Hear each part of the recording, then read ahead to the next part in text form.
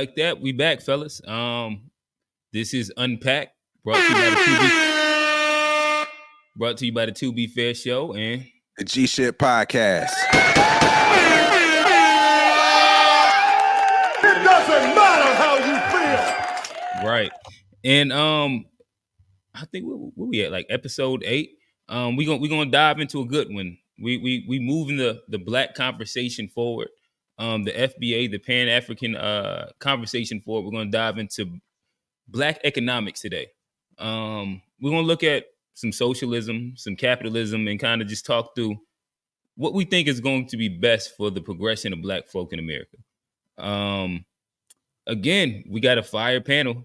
We got the regulars here. I'm gonna go around.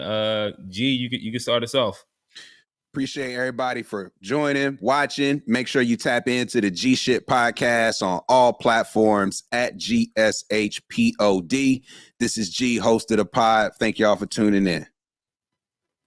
Oh yeah, Johnny. It's your boy Johnny P, host of the 2B Fair Show. Please check us out all social at the 2B Fair Show. We're on Facebook, Instagram, TikTok, and Threads. Glad to be here. Looking forward to another great convo. FBA Trey. You muted, my boy. Muted, Trey. You was talking with swag too. I seen it. Yo, it's Trey, FBA all day. You know, hit up the comment section. Let me know if I'm being on code. Just doing my best to be the best representative for our lineage over here. Hey. We got Alex. Talk to us, baby. Yo, what's up, Alex? Once again, back with the smartest black men on the planet, and looking forward to having another intelligent conversation. My bad. Right. Okay. So again, this is the 2B Fair Show featuring G-ish Podcast, Unpacked. Quick housekeeping before we get into it. Super chats. If you want your comments read off, all super chats we'll be reading those off. In the descriptions, y'all will see the cash apps to our panelists. If you like what they saying and you want to throw them a little something, feel free. Again, this is conversations that's not for free, and at the same time, we all got second and third things that we do with our lives. So anything is much appreciated. But outside of that, fellas, yesterday was a fun day, and I think that there's some fun initial conversation to jump into off of the Kendrick Lamar Euphoria diss record to Drake. Not even like who y'all siding with right now. There was like a really interesting quote that came out of there, in which shout out to Trey. He had a couple FBA notions within the song. One, he talked about like borrowing heritage, and the Canadians, they can't really do it whatever kind of way. But then he ended the song off with a chant, and I thought that we'll jump into this because it has some root in an FBA ideology. He said, "We don't want to hear you say no more." I'll ask y'all this: is there do y'all think that there is need and reason to actually police the word? Should it be a FBA only type of scenario? Is it a black diaspora scenario or word? I don't know. I'll toss it. Matter of fact, we'll start with G. We can kind of go round robin with this one. What do y'all think? We don't want to hear you say no more. Man, I think it's I think when you look at that word, if we should be policing it, I'm not really a fan of, say, policing it amongst people that look like us, right? Mm. I think FBA is one conversation, but being in the community and using that word to communicate, I don't necessarily know if you have to be FBA to use the word, because Drake's dad is a nigga from Memphis, like if we being honest. And so I feel like if you're in America, regardless of FBA or not, people are going to see you as that in terms of not FBA, but nigga. They like, oh, nigga this, nigga that. Even Puerto Ricans, Hispanic folks from certain countries will grow up in America, grow up using the N-word to communicate because it's like more of a cultural sort of thing. So I do think we want to police it to some degree, but in terms of, you know, using that word as a way to communicate with each other, I don't think it's just FBA. I think it's more of how you identify when you grow up here in America. No, Johnny? that's valid. I mean, I think it's, to me, it's an individual thing. Like, I police it individually. Like, you're not gonna say that in front of me or to me without it being an issue. But like, as a whole, as a community of Black society, I think we probably got bigger things to worry about than, you know, a simple word. Because I mean, I don't think we're even in the place to police it properly.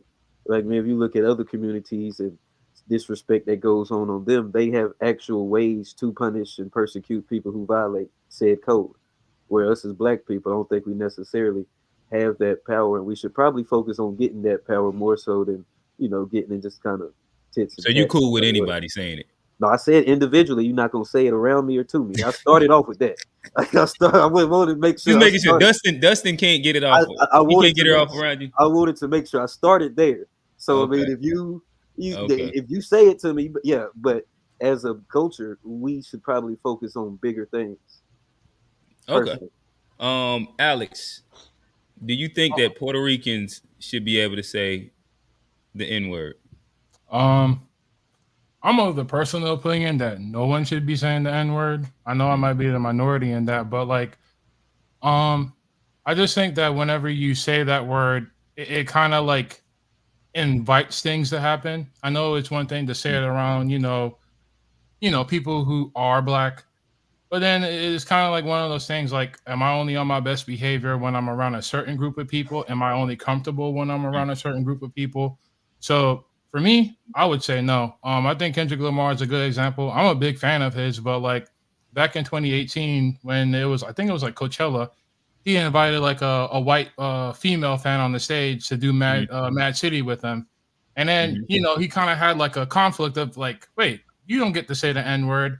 And for me, it's like, I think that is like kind of like what kind of kind of like it kind of brought the point home when like I think when I went to like a Kendrick Lamar concert like back in 2018 myself, like it's one thing when you're around yourself saying the N-word, but then when you are around a group of people who don't look like you and everyone's kind of like participating, and it is kind of like one of those things that make you reflect like, why am I even saying this, you know? But that's just me. I'm not here to police on anybody else. I just know for me personally, I'll much rather refer to like another brother as a brother or a sister as a sister, and kind of like, I don't know, we kind of have enough like on our plates.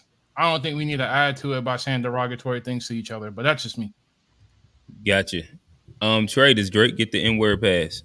Man, hell no. And I'm very disappointed with, I mean, a lot of the comments people are saying, like, if I want to say nigga, which, you know, generations have been saying that we're going to see that, and Lord willing, my son's going to say that, my future son will say that too. And I'm not here to allow, especially, you know what I'm saying, no disrespect, nobody from like, I had the situation recently where a Haitian girl asked me to quit saying nigga to my niggas.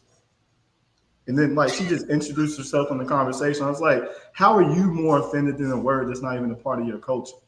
So I think we have an obligation to defend our culture. Like no other people allow you to go and use a derogatory word towards them. I'm not gonna go to a Hispanic person and call them a, you know, a word. See, I can't even say it here because we might get canceled. Same with Jewish other communities. So when Black people allow other people to say that, that's not outside their culture, especially somebody like Drake, who is an obvious culture vulture. He is destroying hip hop from the inside by pretending to be tough when he knows he's not tough. He started out as like an actor in a wheelchair, and then he got into Hollywood through the connections on his mother's side. Let's be real, we know the connections I'm talking about too.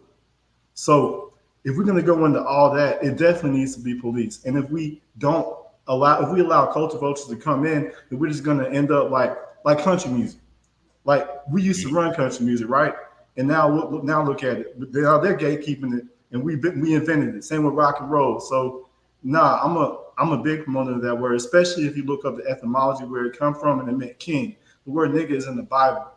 So I refuse to allow another group of people to take that word and make it wrong. And then if I say it, then, you know, I'm judging myself through their eyes. No, I'll say it. They ruined it. They don't have the privilege to say it. And last thing, it's like if I call my parents mom or dad, like I call them that because we're family.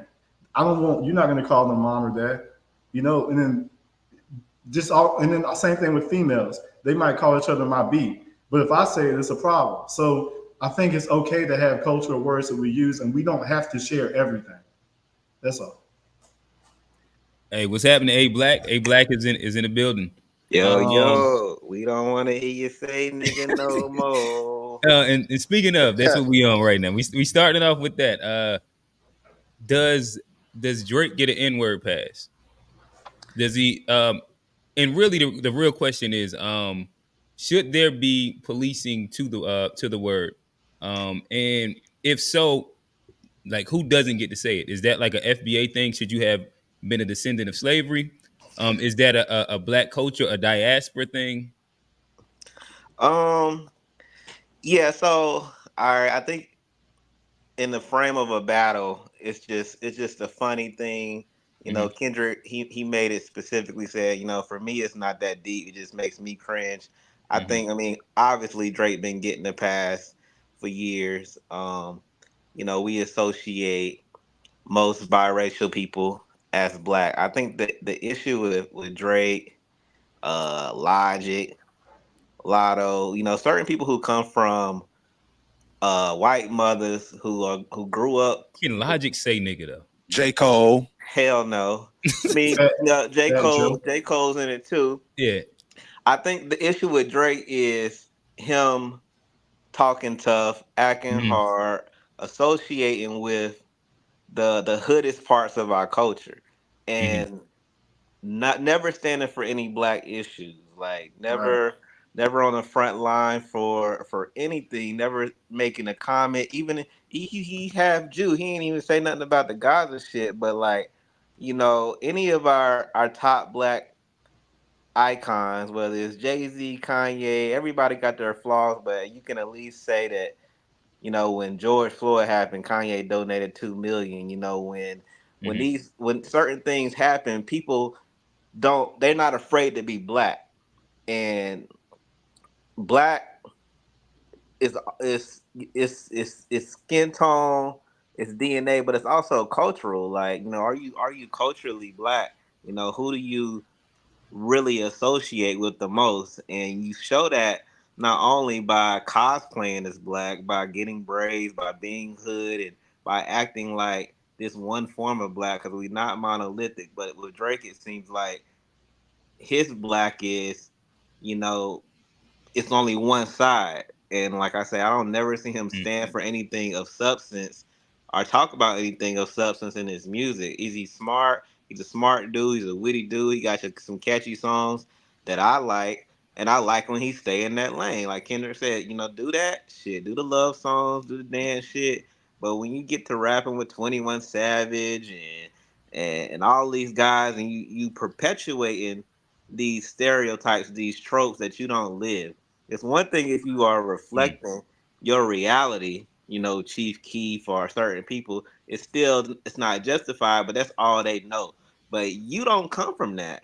So that's why it's saying, like, we don't want to hear you say nigga no more. It's not like literal the word. It's the actions of putting yourself in spaces that you're not a part of, you know, and creating this energy that is permeating our culture of creating more fake ass people that wasn't a part of this culture. Your fan base of white kids, of suburban kids, of women who hook to melodies, you know, and like you are just adding gasoline to these things that we trying to put out, and you're not a part of it, and then you're not even doing anything to like make it subside. And Kendrick got that line about, you know, he hate when rappers talk about guns and then get online talking about pray for my city. You know, he was talking about that Toronto rapper died and Drake hopped on Twitter. Like, but bro, you be on that shit.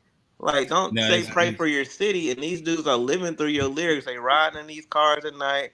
They're bumping this shit. And they really live. Well, he's also paying niggas to crash out, allegedly as well. Where so it's like I think that ends up being very think nasty it's part like to it. it's just this battle of real versus fake, and I feel like this industry in the past few years has really dumbed down, watered down a lot of listeners to the fact that they can't even really, I don't want to say comprehend Kendrick. They don't even appreciate it because we haven't been getting this. Yeah, we got Cole. Cole stays in his lane, and Cole, I mean, gets his pass because he do a little gun talk here and there, but it's more so. It's more artistic. He don't never really seem like he's acting hard. He's always He was telling you sitting like, No, like, I'm not that. He always tell you it's I'm not metaphor that rap battle. guy. I know those guys that do that. More and more Drake goes on, the more and more he starts to embody this gangster persona. He's not being kind of creative with it. Like I Oh grew up no, with the homie. he sounds like he believes it. Yeah, yeah, I and guess and people are starting to believe it too. And it's like now you got these people who they don't use Drake for that clout. The Rick Rosses, the Futures, the hood niggas of the world. They don't really need him no more. But they're close enough to where they know him, so they're calling it out now. Like they know But that. yeah. how was Drake not a gangster though? You said how is he not? Yeah, Oh I man. mean, when you say how what? he's not, to like me, if like you like got to being a define. gangster is like your propensity to do organized criminal activity. Don't you think he has enough means to do that? He Nah, got slapped by I It's say not bro. just gangster about organized So wait, activity. It's you equate being gangster with just like crime. Nah. access to capital to be able to pay for something? Well, like I'll put it this way: like George W. Bush, like isn't like twisting his fingers and like I don't know doing dumb shit. Like, but he has done some gangster shit before. I think a lot of times we associate gangster shit with like black people, but like to some degree, like I if anything, I believe Drake more than anybody else because I believe Drake has the money, means, and the pettiness to get somebody whack if he wanted to. I believe he has the access to call somebody to pretty much get rid of somebody, and like I don't know, like if you really think about it, like really, what's the difference between the boogeyman that is Suge Knight and the boogeyman that Drake could be? I mean, I mean, Suge Knight is like I think Yeah, I gangster. think it's a big difference. When you talk about gangster, it's more about like your willingness to actually do it. A lot of, if you go back to like the mob, where all this gangster shit really started, like the top mob guys, even if they weren't still making it and calling the shots, they had actually done that and lived that like and been through it to get to the top where you no Yeah, longer but have like to you do it. have like consigliaries who are like in not the like crime that. element as Just well. the rich Like guy. yeah, but like Alice. Capone was a, But also like Can I have what you're saying? What's up? Drake not putting no money on nobody here. He has too much to lose. Like them people will snitch on Drake. Nobody's scared of Drake. Like it's one thing to have money, but to me, gangster's not just about that. It's about standing on the shit that you talk about. Like Farrakhan is a gangster. Like shit, Diddy's a gangster. Diddy's slapping niggas and doing all type of shit. He got feds running up and like that's gangster shit. He smacked Drake. Drake ain't do nothing about it. And he slapped his mama too. Like That's not very nobody's gangster. scared. Nobody's scared of Drake. And Drake goes talk about what he's gonna do, but he's not gonna lose, all the shit that he has to take somebody out. Like, and the moment somebody gets caught, they'll snitch on him.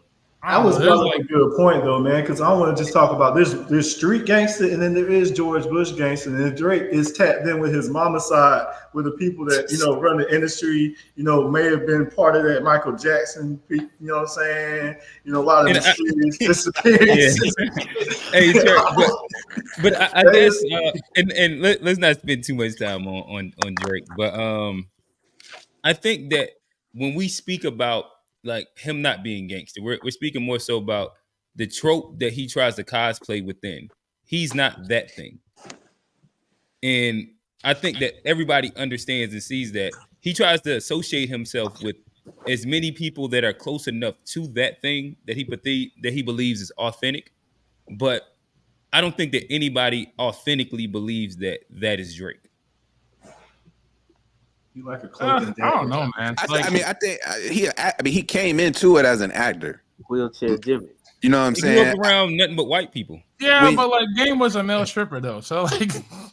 But I don't think that means anything at all. Yeah, it's a little. Okay, I know plenty of thugs that was Yeah, I making don't some think bread, and they was fucking all the hoes too. I ain't gonna lie, like all the. I But don't think that mean anything. if you come into the Matter of industry fact, as an actor, it's hella homosexual gangsters as well. oh A yeah, lot of very times, much. the last nigga that you want to fight ends up Gang- being somebody that's gay. To be Gangstalicious honest, was on some Is bullshit. Is Clive Davis gangster? who?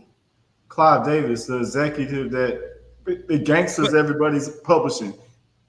Well, I think that's like a different version of it, and that's why I said like the trope that Drake is trying to be. Like when we start talking about George You W. got a Bush or- shrewd businessman, But he's Clyde Davis, and a gangster is, put like you say, you putting out these things. It's a difference. No, not shrewd businessman. I'm talking about they actually do stuff behind the scenes, like threaten people, extort them.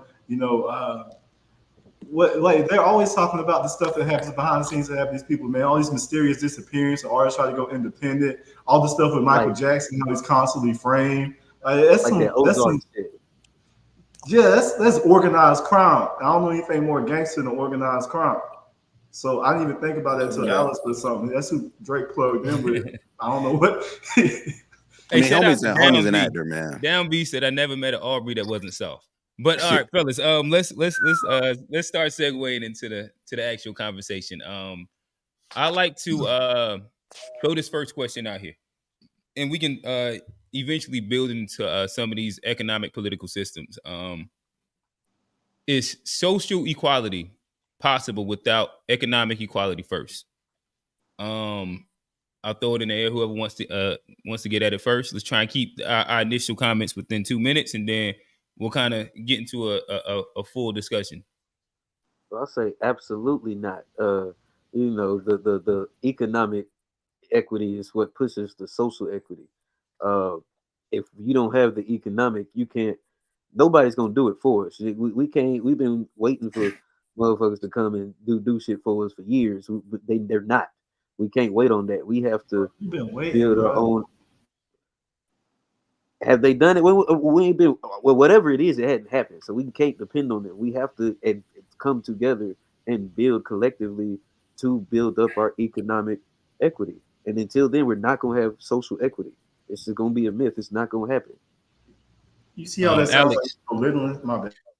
Oh, my bad. If you wanna hop in, trade. Can we have social equality without economic equality? I agree with John that no, you have to have economic. You have to have an economic base, otherwise you are competing with people who do, and you don't have the resources. But where I would disagree is I won't say anybody's been waiting. We have to keep in mind that we've been constantly undermined, and our wealth has been stripped. I just read an article where like $500 billion of wealth has been stripped. Our labor has been stripped. All of our towns have been ripped apart, and the stuff we fought for has been redistributed to other people. Trey, I know all that's happened. But have we not been somewhat complicit in holding ourselves back and not doing some of the things that we need to do to come together? So they're waging war against us, bro. None of it's our fault. And if somebody's fighting a war against you, what you got to do, Trey? Fight back. We've been fighting back. If we weren't fighting back, we'd still be in bondage. How we fighting back? I mean, okay. All right, let's go to Alex. Alex, what's your thought on the statement?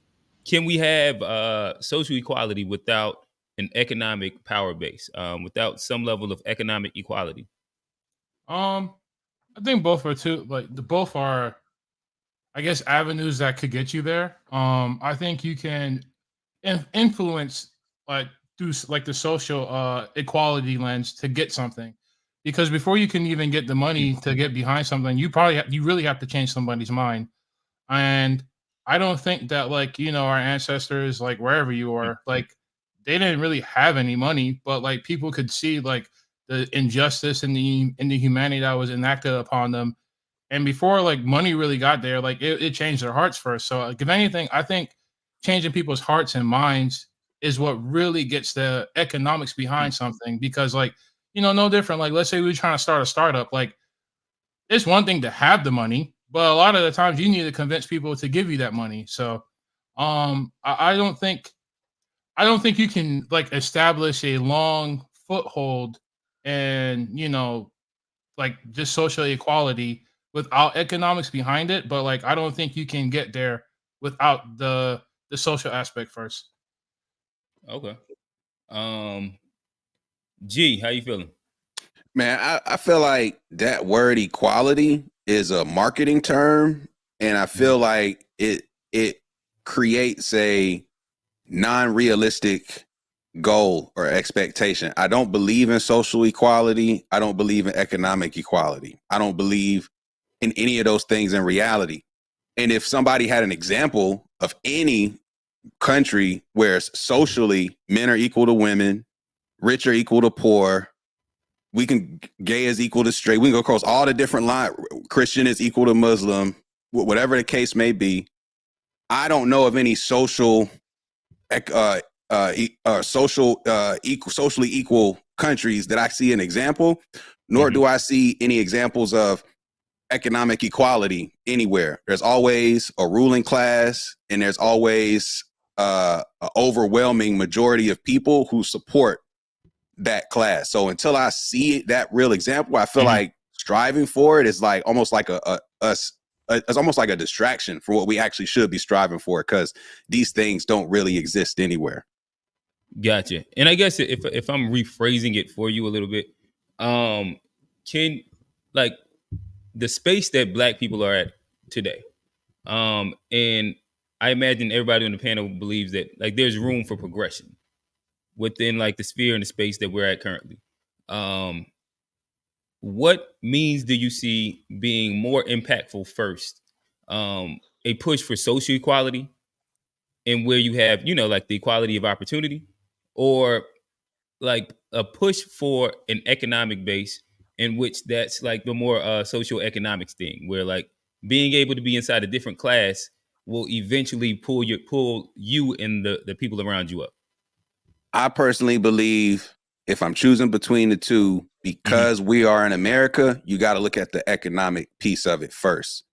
Okay. Once you establish yourself as self-sufficient, then this idea of social equality becomes like, well, what do we even need social equality for when we have a self-sustaining economy? We have stores, hospitals, schools, all this stuff that can hold its own. So I believe in the economic power over everything, especially here in America. Gotcha. So yeah, again, like this is a bit of like the Claude Anderson powernomics versus like whether you want to say Fred Hampton, like a lot of like Black Panther and Angela Day, like that version of Black revolutionary. Hey, Black, what's your thoughts? So like when you say social equality, who we striving to be equal to? Well, and by that, and true, we haven't defined it out.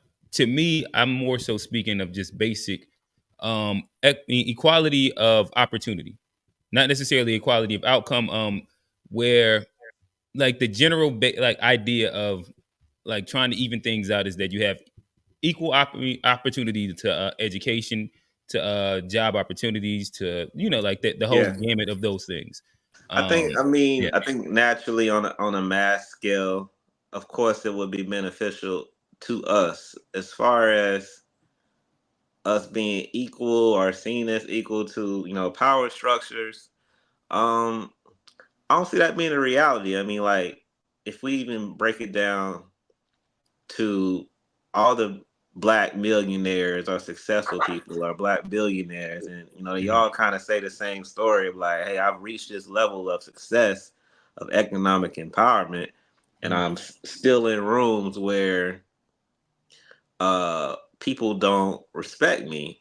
You know, I still go in spaces where I don't feel equal to these people, or they don't treat me as equal. So I don't think that's necessarily the all in be all. Like what partly of Alex said, like I think a lot of things have to be changed in their minds and hearts, you know, for social equality. You even look across the countries, you know, you can look at China, you can look at countries that have almost the same economic power as Americans, and you know they don't view them as equal. You know, they still feel above them. So will it help us within our own community? Definitely.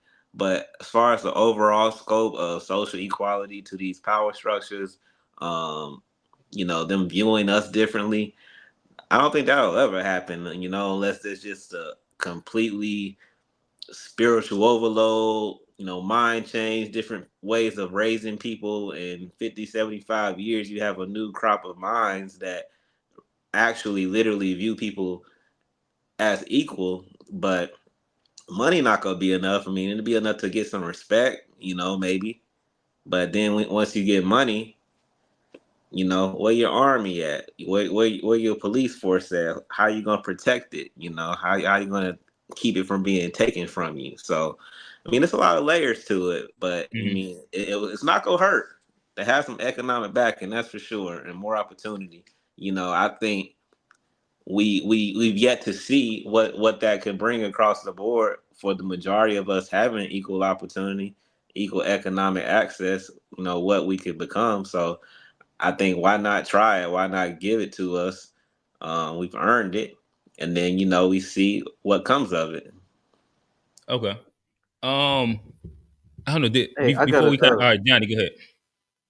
Yeah, I was gonna say I was gonna say this on like the last segment, but like I think that economic base and that economic, even if it ain't equity, but building it up to where we own more of the stuff, the things that we use, I think that's gonna be way more beneficial to our social uh equity or equality. Because if you look at a lot of these systems, like the reason we don't say a lot of stuff on this show here is because there's people that own this platform. There's people that own and control the schools that we go to, the news that we watch, and we can't say certain things based on their control and their economic control. It's not about social. Like I don't say a lot of the stuff because I'm care about them. I'm care about my livelihood, and they have the ability to affect that.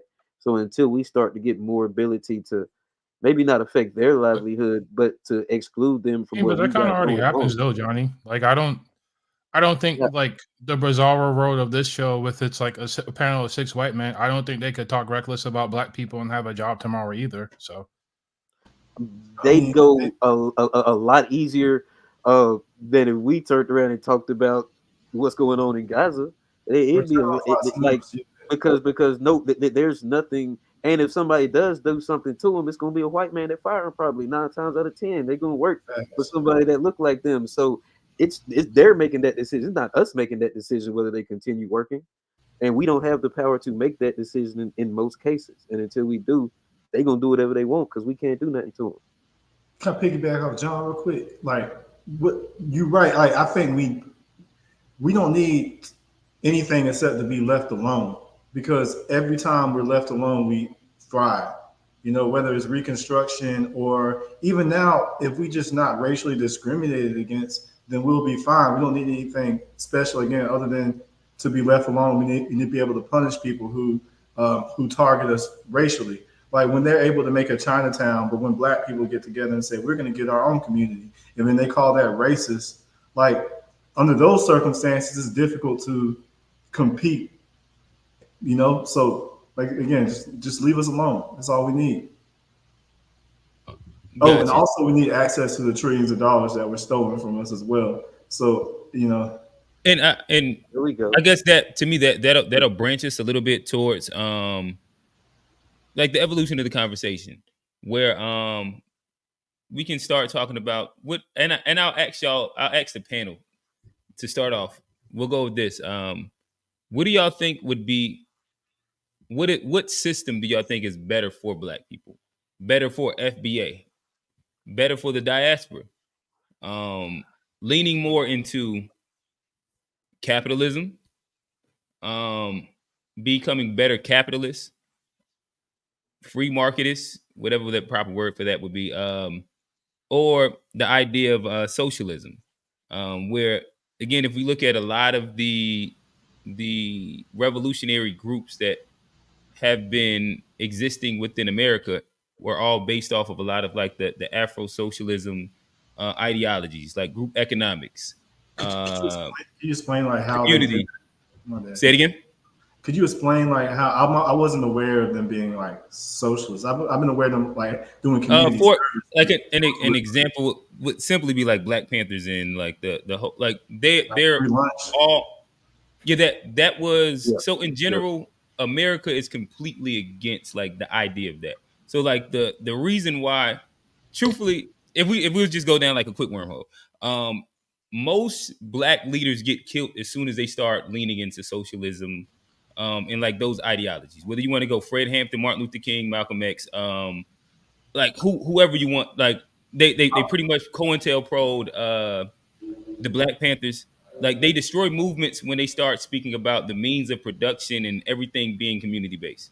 I'm not sure if that's like accurate. Is it? Did they really? I didn't hear them. I heard Martin Luther King say, "I'm coming to get our check," and then So the as a if you look at how they tried to label these people to turn the popular opinion against them, they labeled them as socialists and communists, right? Yep.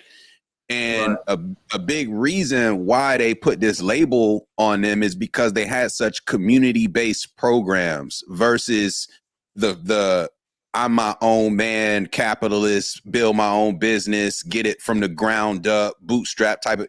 It's no, we're going to do handouts. These people believe in giving folks handouts and not people working for themselves, right? So that was considered like a boogeyman label. Right. And it became more class based than race based. So like the Rainbow Coalition is more class based than race based. So that's more scarier to the power structure. I mean, to add on to a little bit, like I think we got to remember, like when Martin Luther King came to prominence, this is like in the 60s. Yeah. And this is like a few decades removed from the World War II.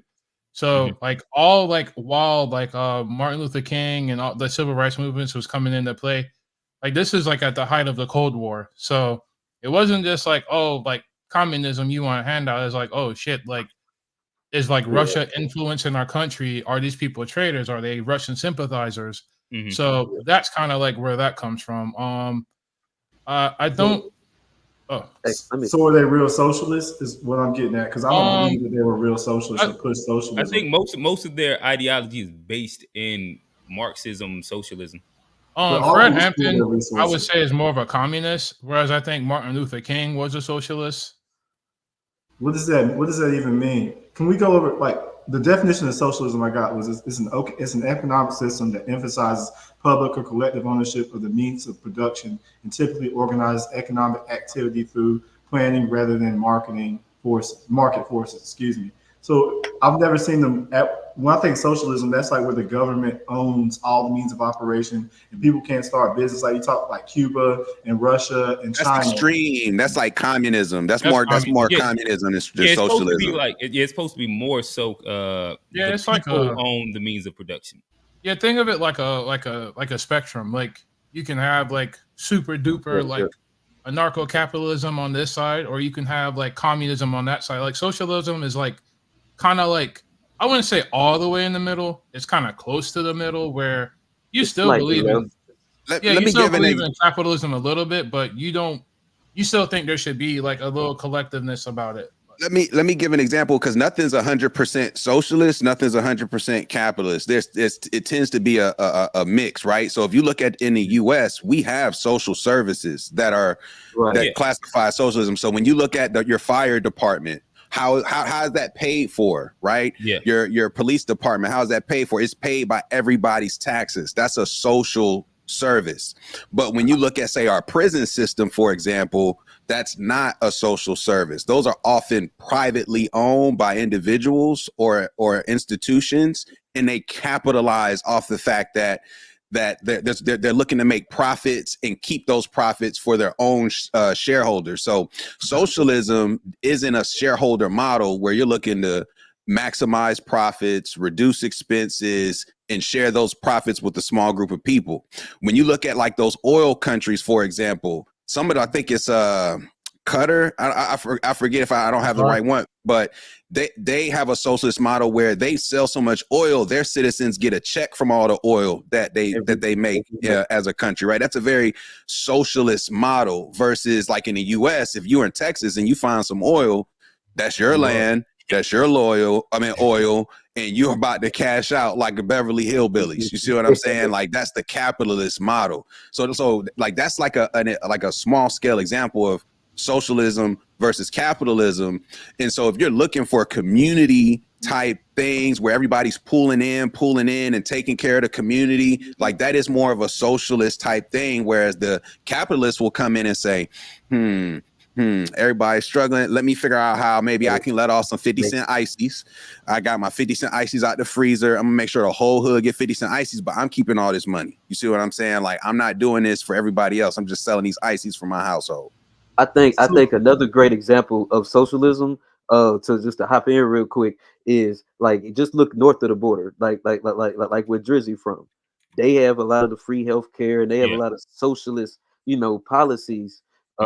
Where like in America, like healthcare is capitalism. You have to go through a private doctor and all of that. Where in Canada they do pay more taxes, but they have a lot deductible hit you over the head, boy. But they get a lot more social services that just come with being a citizen of that country. Another great example of like socialism, nationalism that's going on that I think is benefiting Black people, like right now, is a lot of stuff that's going on in Africa, like in South Africa, where there's a lot of renationalization of a lot of the colonized companies from France and Germany and stuff. A lot of these African countries are making a push to take back these companies and split those assets with their citizens and give it to the people. I think that's a great example of how socialism can help Black people. I think that's not us in America. It's not socialism though. Well, because socialism would be if the government kept it and the government not necessarily owned the operation. I kind of agree with Trey. Like, okay, like here's a good example of socialism today. Is Botswana. Botswana, like when they're kind of a unique African country because they never really were like colonized like how everybody else was. They kind of like, hey man, England, these Dutch people are crazy. Can we like have a little bit of protection? But fast forward, I'm getting beside myself. They're one of the fastest growing economies ever in the history of man. And the reason why is they have a large like diamond reserves on their land. And instead of it being owned by one tribe or one person, they pretty much like, hey, this tribe, like this diamond mine belongs to the entire country. And we're going to pretty much fund everything. Like they're able to like build infrastructure, schools, hospitals, pretty much you name it. And pretty much like revitalize their entire country overnight from like pretty much giving the ownership, not private ownership, but ownership to the people in the form of the government of the diamond mine. So that's like one way where the resources, like even like Venezuela, that's another example. Like the oil, it wasn't owned by them, it was owned by the entire country, and they use the profits to pretty much fund the government the government social programs that you would know in America, like the firefighters, all that stuff, like G said. Venezuela sucks. Venezuela sucks. They about to collapse because of their socialism. And that's kind of the same problem that Botswana is in now. It's like your whole economy is based upon this one diamond, resource. But what happens when that gets depleted? What happens when that entire, commodity is devalued? Kind of like what happened with Venezuela. Like at one point, like they were, thumbing their nose at George Bush, and like next thing you know, oil isn't worth that much, and poof, the entire economy is gone. So that's kind of the risky run whenever you kind of like give the government the ownership of a resource or a service. Mm-hmm. They can make the money, but like if they don't really diversify their income, you kind of set your whole entire country up for the okie doke. Okay, all right. So fellas, let's actually dive a little into like the socialism, and if it will be or has been beneficial for Black people. Pushing back, bro. Nah, listen, I feel it. I'll go to you first. So we hear power to the people. Power to the people is, in essence, a socialist like mantra to an extent. I'll ask y'all this, and we'll build to it. Very, very, very like on simple terms. Are basic human needs like a right? So when we talk about like the safety net of like free healthcare, transportation, education, unemployment, assistance, like that what we can go welfare if we want to start speaking about like some of the ills that might creep in.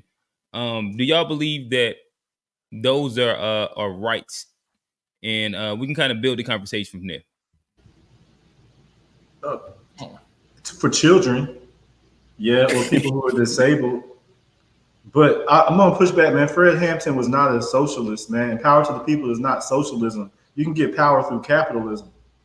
Gotcha. That's not. So I don't want to like FBA does not endorse socialism. I've never heard nobody ever say that. AG, could you go to the share screen real quick? This is Fred Hampton himself right here.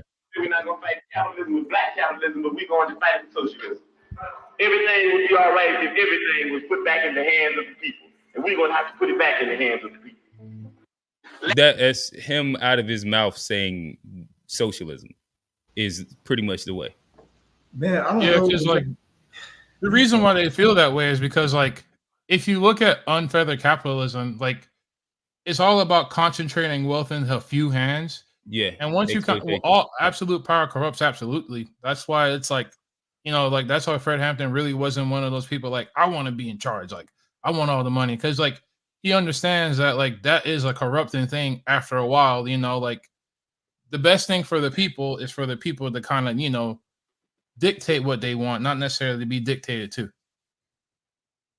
And Trey, just so you're aware, like socialism doesn't necessarily have to be government, right? It could be co-ops in the community. For example, there are like community-owned grocery stores. For example, what they call them, the kaputs or something like that. That the people do like that. That's like an or just look at what Hispanic people do in like East Charlotte, and like how that's your resources. Like socialism is when they bake together, and that's why a lot of them come over and they are able to kind of get ahead a lot quickly because they have that community base that they come to. I think Claude Anderson would call that powernomics. Yeah, socialism is when the workers own the means of production. Like that's the definition.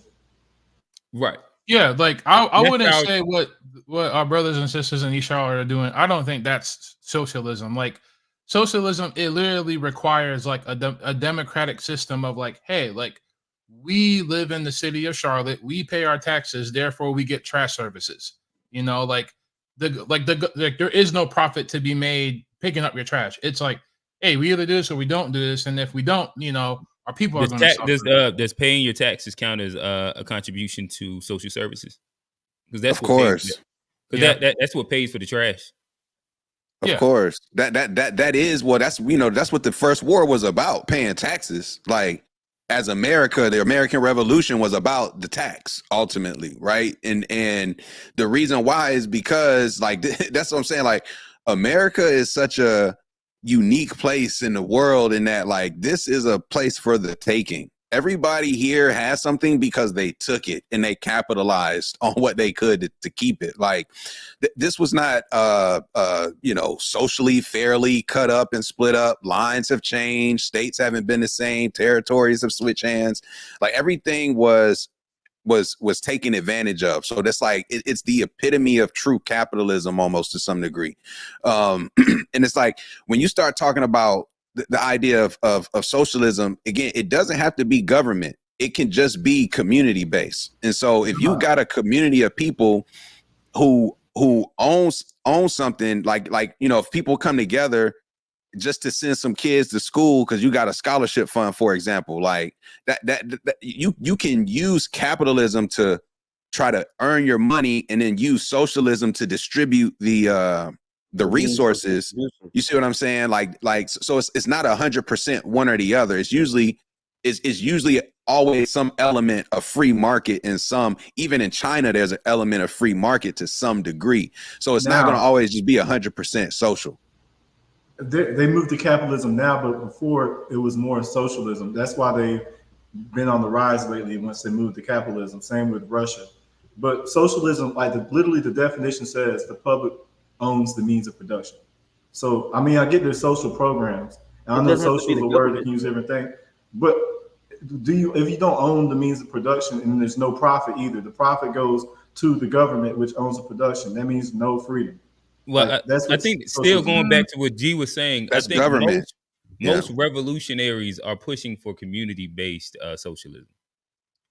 Yeah, like even that's like where power to the people comes from. Like that's the literal mantra. Like with Native Americans, like the way they have, not all of them, but some of them, the way they have their casino set up, like the profit that it generates, they cut a check for like pretty much every person of the nation, and like up to like $4,000 to $6,000 a year.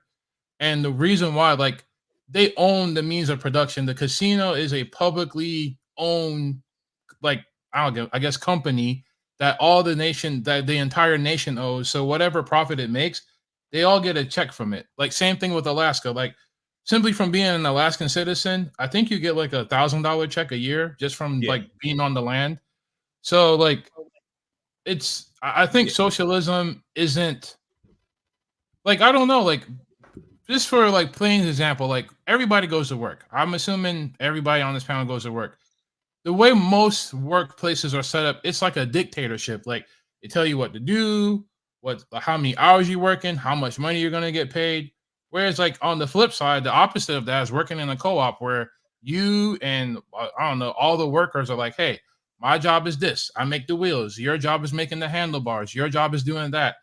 They organize themselves. They tell themselves what they're going to do, and whatever profits that bike shop makes, they all share it together. So, and when you have a great idea that's worth $1 billion, you won't be the one to capitalize off of that idea. You'll be the one to share that with the group, and then the group, in theory, will benefit from all of the good that comes from the people. Instead of with us, if you got a good idea at a company, you're gonna get rewarded for that most likely in the private sector. Now I know in the nonprofit world, I've been in nonprofit world, they just gonna try and hold you down. But when you in a corporate America and you actually got good ideas, people will pay you for your expertise and that knowledge. That is a fact. But socialism, they just gonna take that knowledge and say thank you for your efforts. So how would that benefit the black? I think it's kind of the opposite way around, but all right. So fellas, to get back, I guess to the first question. Can I hear how it's opposite? Can I hear how it's opposite? Oh, go ahead. Well, the reason why I say it's opposite is because we, the taxpayers, we fund a lot of the research that then gets like kind of taken over in the private sector. Like a good example is like pharmaceutical drugs. A lot of that stuff is funded by taxpayer money, like, University of Florida or whatever college, you name it. We are paying taxes for those programs to research drugs, to look up new cures. And then once they do find them, private companies then take the patents, then take the rest. I don't know what you call it, but they take it and then they now profit off of something that we all collectively put money into research that's not only going to benefit a few people. This is where I would say why I'm not big on socialism. This is where I disagree with what you're saying, in that we don't necessarily, like, the government collects this money, but these private entities do business with the government. And we don't necessarily, when the government lets out an RFP to say we need a private institution to fulfill a need for the government, we don't even half the time have anything to do with those RFPs assessing those needs. But there are private companies out there looking to do business with the government, and the citizens themselves aren't necessarily the ones responsible for the RFPs. They go to the pool of money, but they don't have any say on how much is allocated for this, allocated for that. So it's like, that to me is why I don't see it as the same, or how you said separated there. Well, like, I get what you're saying, G, but like, maybe you don't feel that you have a direct input, like you're not in the room while they're making these decisions, but like, that's why it's important to vote. You put the people in charge who then make those decisions about where our money goes. And I think the biggest, like, Achilles heel of this nation is like, we kind of vote against our best interests all the time, like all the time. So I wouldn't say that we don't have any say. I don't want to say we don't have any input. The input is like, your congressman, man or woman, your representative from your, district that go up there. And, with the rampant, money in politics, it's really hard to get anything done because it's so easy to corrupt people. So I still stand by what I say. A lot of the research that we benefit from as a society, it came from people funding the government, and the government like, all right, cool. Now we got a spaceship. Now we got phone lines. Now we have the internet. Now we have, I don't know, like traffic, like some other shit. We've always been looking into stuff, but yeah. What you got? Gotcha. All right. So again, quick housekeeping. Super chats is open. If y'all would like for us to read your message on the show, hit the super chat button. We do have we have cash apps in the description if you would love to donate to an individual panelist. And as well, we're going to try and do like the last hour. Last week we had fun with the call-in, so we're going to try and do about the last hour of call-ins. And I'll toss this question up into the air to the panel. Again, we're on the socialism sphere right now. One of the more notable socialist programs that had been introduced in recent times, or had kind of like made like the popular headway, was the idea of the UBI, and which is universal basic income. Andrew Yang kind of ran with that. Maybe Bernie Sanders tried to adopt a little bit of it as well. But in essence, it's kind of a socialist program in which it kind of divvies out a certain amount of money monthly to where everybody is able to pay for basic human needs in general. Just wondering, panel, what is y'all thoughts on it? We had A Black. He went outside and came back inside, all in one question. So I'm gonna start with you, and then we'll kind of go around. Yeah, definitely. I feel like the pandemic showed, what's possible and how much money this country has, and it's definitely dependent on the country, the power of the economy, on whether or not they can float an idea like that. But I do believe, basic needs, basic stipends for food, for healthcare, for gas, things that we actually need, why not? If you have an economy that can afford that, but then it's like, well, I guess where's that money going to come from?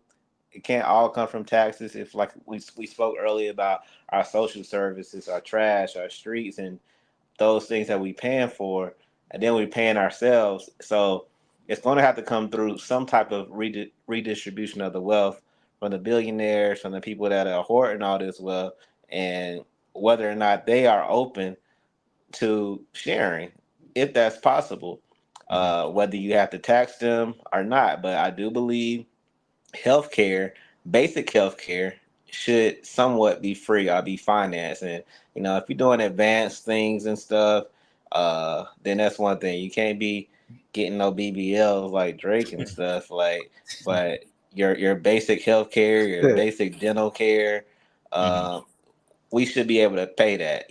Food, you don't gotta feed the whole family, but $200 a month can help. A stipend, little things, gas stipends.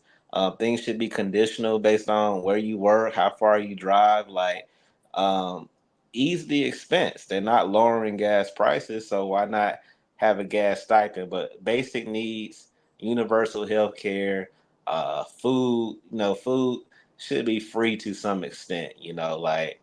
But when you live in a capitalistic society and you've been conditioned to want more, if I got cattle, I want to be a billionaire, millionaire. If I make corn, I don't want to share. So the problem lies in like, where's this money going to come from? Who's going to sacrifice it? And if you are already conditioned to be greedy, you made program yourself to believe you deserve this. You deserve to just have millions and billions in the account while people live check to check and they struggle.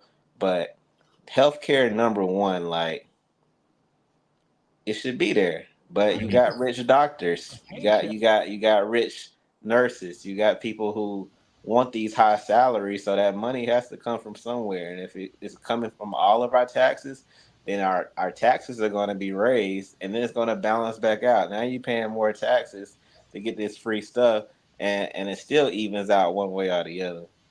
Gotcha. I think. Oh, go ahead. Yeah. Let me. Can I Johnny, add this? well, I'm gonna repurpose the question and throw to you, and Right. I want you to get off. Can UBI help the FBA? Can it be beneficial to the FBA?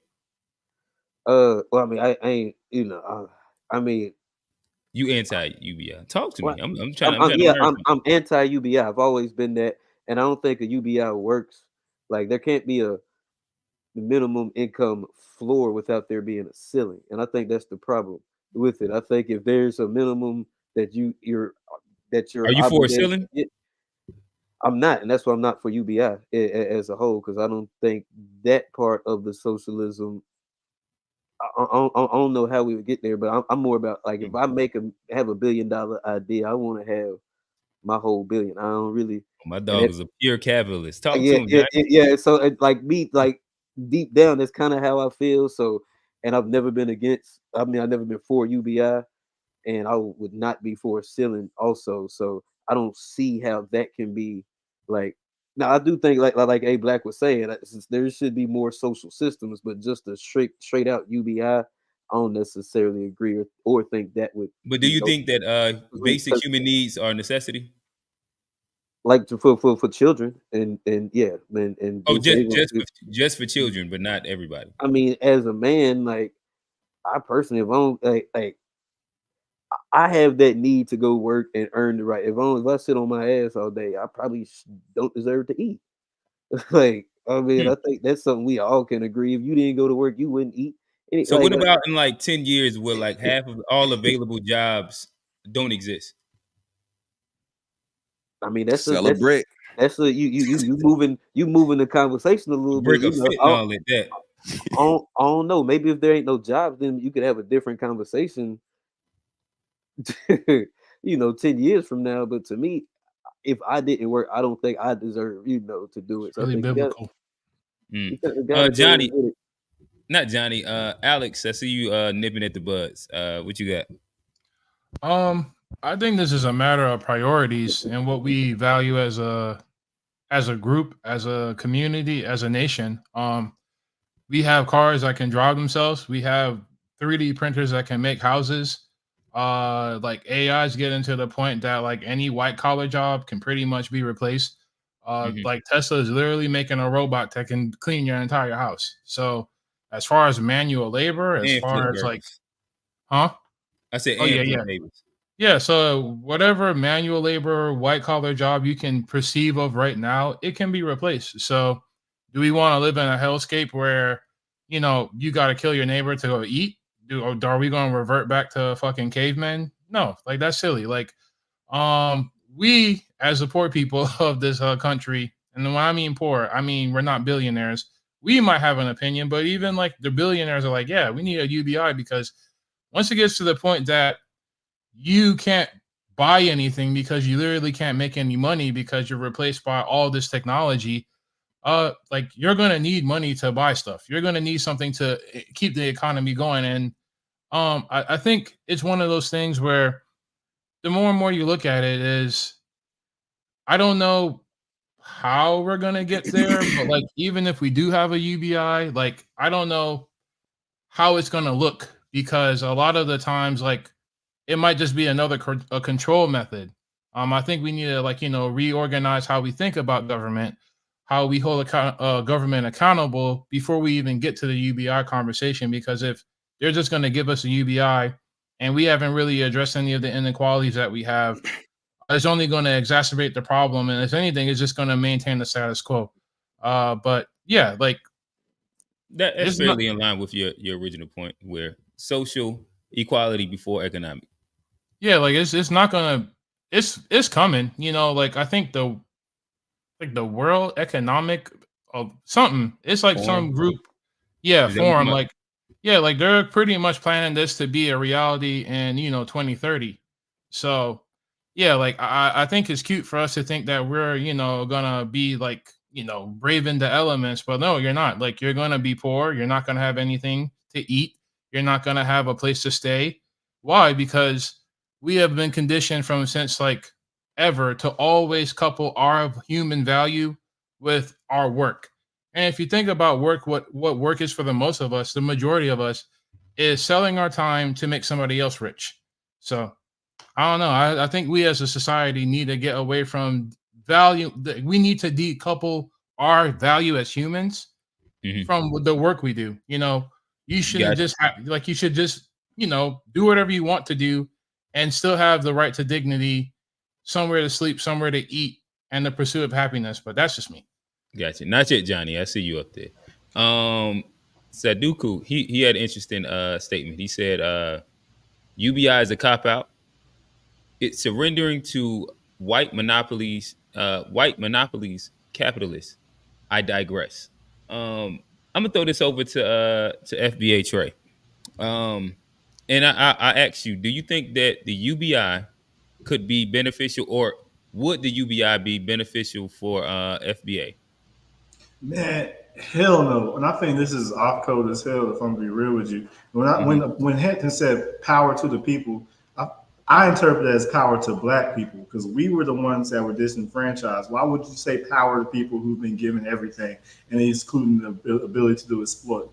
And I would say everyone's already got their UBI, especially the white immigrant class who was undergirded with an economic base, as Martin Luther King put it, and the people that come over now who get the benefit off of everything that was stolen from us. So, I mean, what? So we just want to do UBI so they can maldistribute all the wealth again to foreigners, the wealth that was built off of our backs. So, and if we get to the point where, there aren't jobs like that, then hopefully they'll quit flooding over here. So that way the wages won't continue to go down. So, I'm totally against UBI. I'm about reparations. I'm not about using reparations money to give to foreigners. Can I ask Trey and Johnny a question? Each a question. I want to ask Trey. To your point. So if it's not UBI, but it was just a check for FBA, would that be okay for you? Like, would that suffice if it wasn't everybody, but just a steady check for FBA? I think that would be a start, and we wouldn't just need that. We would also need, land and access to resources too. But if it was all that, that'd be reparations, and I'm behind that. And if it's only for FBA. Okay. Yeah. And then my question for Johnny is, so it sounds like you're not for UBA, like man gotta work to eat, but I'm curious, do you believe in like food stamps, programs like this, for example, or do you feel like those should not exist? I've never really been like a fan of like, nah, not really. I mean, I see why it is. There's a space for it for certain cases. I don't think it should be a widespread thing where you can just just apply and they hand it out freely. I think it needs to be very, situational based. I don't think it should be something that they're just giving out to a lot of people. I've never really been, and I've bought food stamps in the past. I used to do the 50 for 100 back in college. I've been like a part of it, but like older, more mature. I love food stamps. Hey, I take them in there with me to Whole Foods. Bring that card out, and we get everything organic too, boy. Like if I get it, but if I'm being real, I don't know if this is something that necessarily helps. And even to like Trey's point, I don't think it's even there's a lot of people that's not FBA on food stamps, and it helps, So do you see value in a social safety net? And if not, do you believe that's an elitist ideology? I mean, I believe in I think it should be like healthcare and stuff, but not like just basic, just for everybody. Just not really. Basic human needs, not a necessity. I feel you, bro. No, I mean, I don't think it should be easy. Like, I don't think it should be a necessity for like a grown, able-bodied person who's not willing to do the work just to get it for free. I don't think you should get no like handouts. What about for FBAs as a form of reparations? And that's what I say.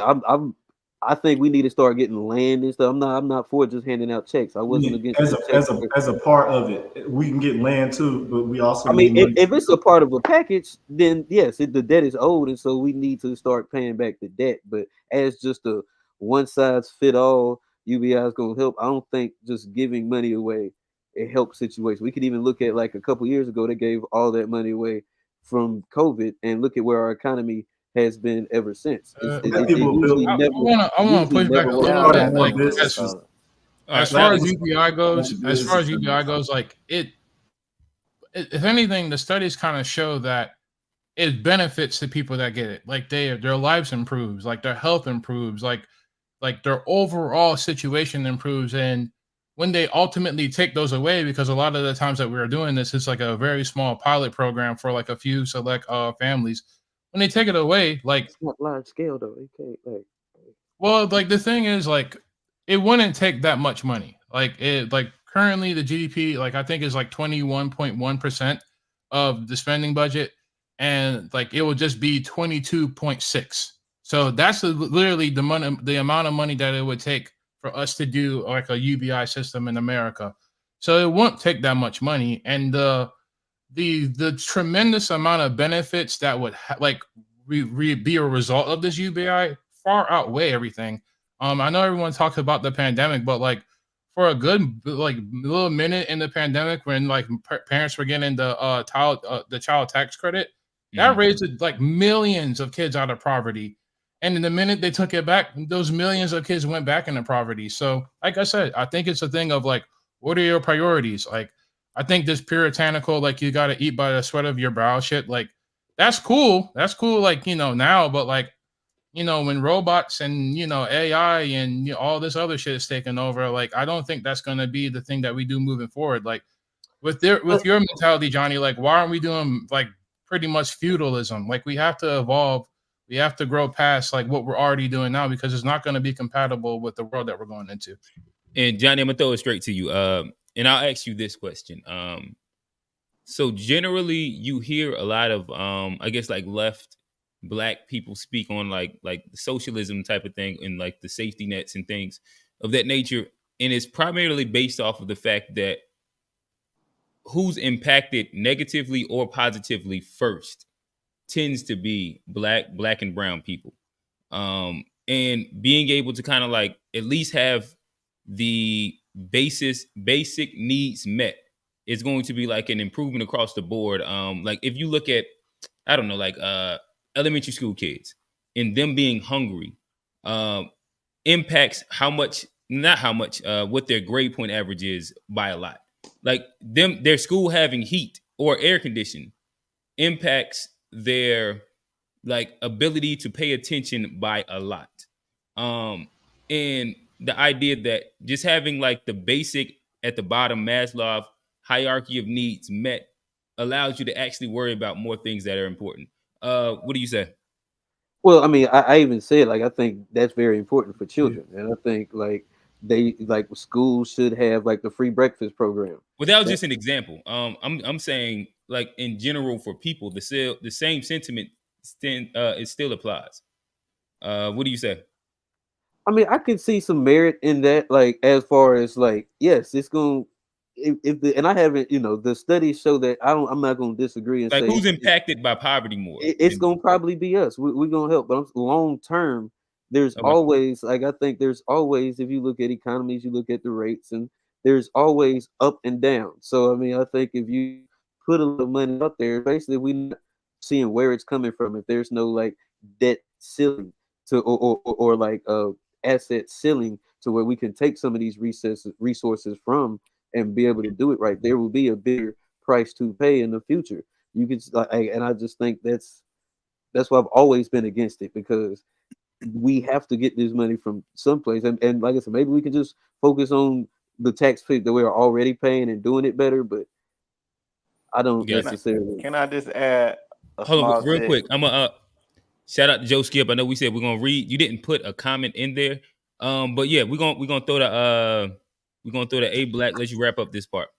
So yeah, I know we keep talking about we got to get the money from somewhere, and it made me think that we got the money, since 2022, this country has given out about over 50 billion in foreign aid, and just recently, what we sent to Ukraine, what we sent to Israel, what we put in our war budget in general, it goes back to what our priorities are. The money is there, so it's like if we have these billions to give to these other countries, why can't we provide a small food stipend to every American citizen?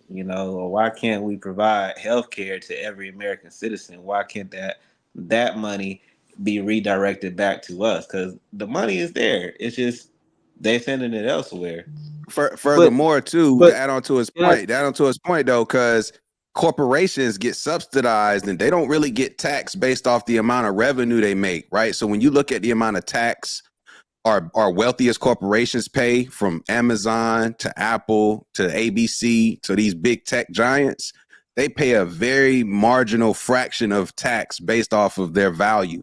So even if you redirect, like, okay, you're doing business in America, we should tax that and then use that and then get back to the people. I mean, like, the money's being spent already, to A Black's point. Like, if the money's being spent, why can't it just be redirected? But here's my point. The money is being spent, but like, are we gonna trust the same people that are already misusing the funds to make up and give us money, and then not, like, I mean, it would have to be a lot of change. Idealistically, theoretically, it works. In the way our system is set up today in America, that's not something that's going to work. And I guess that's my only point, is why I'm against it, because of how we're set up. It's not going to work in America. I mean, I don't gotta trust them. Just give us the money, and we trust ourselves. So I'm gonna put 5 minutes on the clock, and I'll ask y'all this one to kind of close out the socialism part of the conversation. What are y'all thoughts on DEI and affirmative action? Y'all said it today. It didn't help black people, black men, especially, as much as it helped everybody else. But it kind of asks, does everybody agree that universal income is less of a priority than reparations? Can we also all agree on that, or no? Do y'all think that a universal income for everybody is more important than reparations for foundational Black Americans? You said, do we believe that it's more important? I think because we're talking about like basic income, but I keep redirecting, that's reparations money. So we talking about money going overseas. I said that's my reparations going to money overseas, not my money for people that just came over here. Like, can we all agree that getting on code behind reparations for Black people is more important than universal basic income for foreigners who have already gotten free stuff already while stolen off of us? I think that's an easy one. I agree with that. I think sure.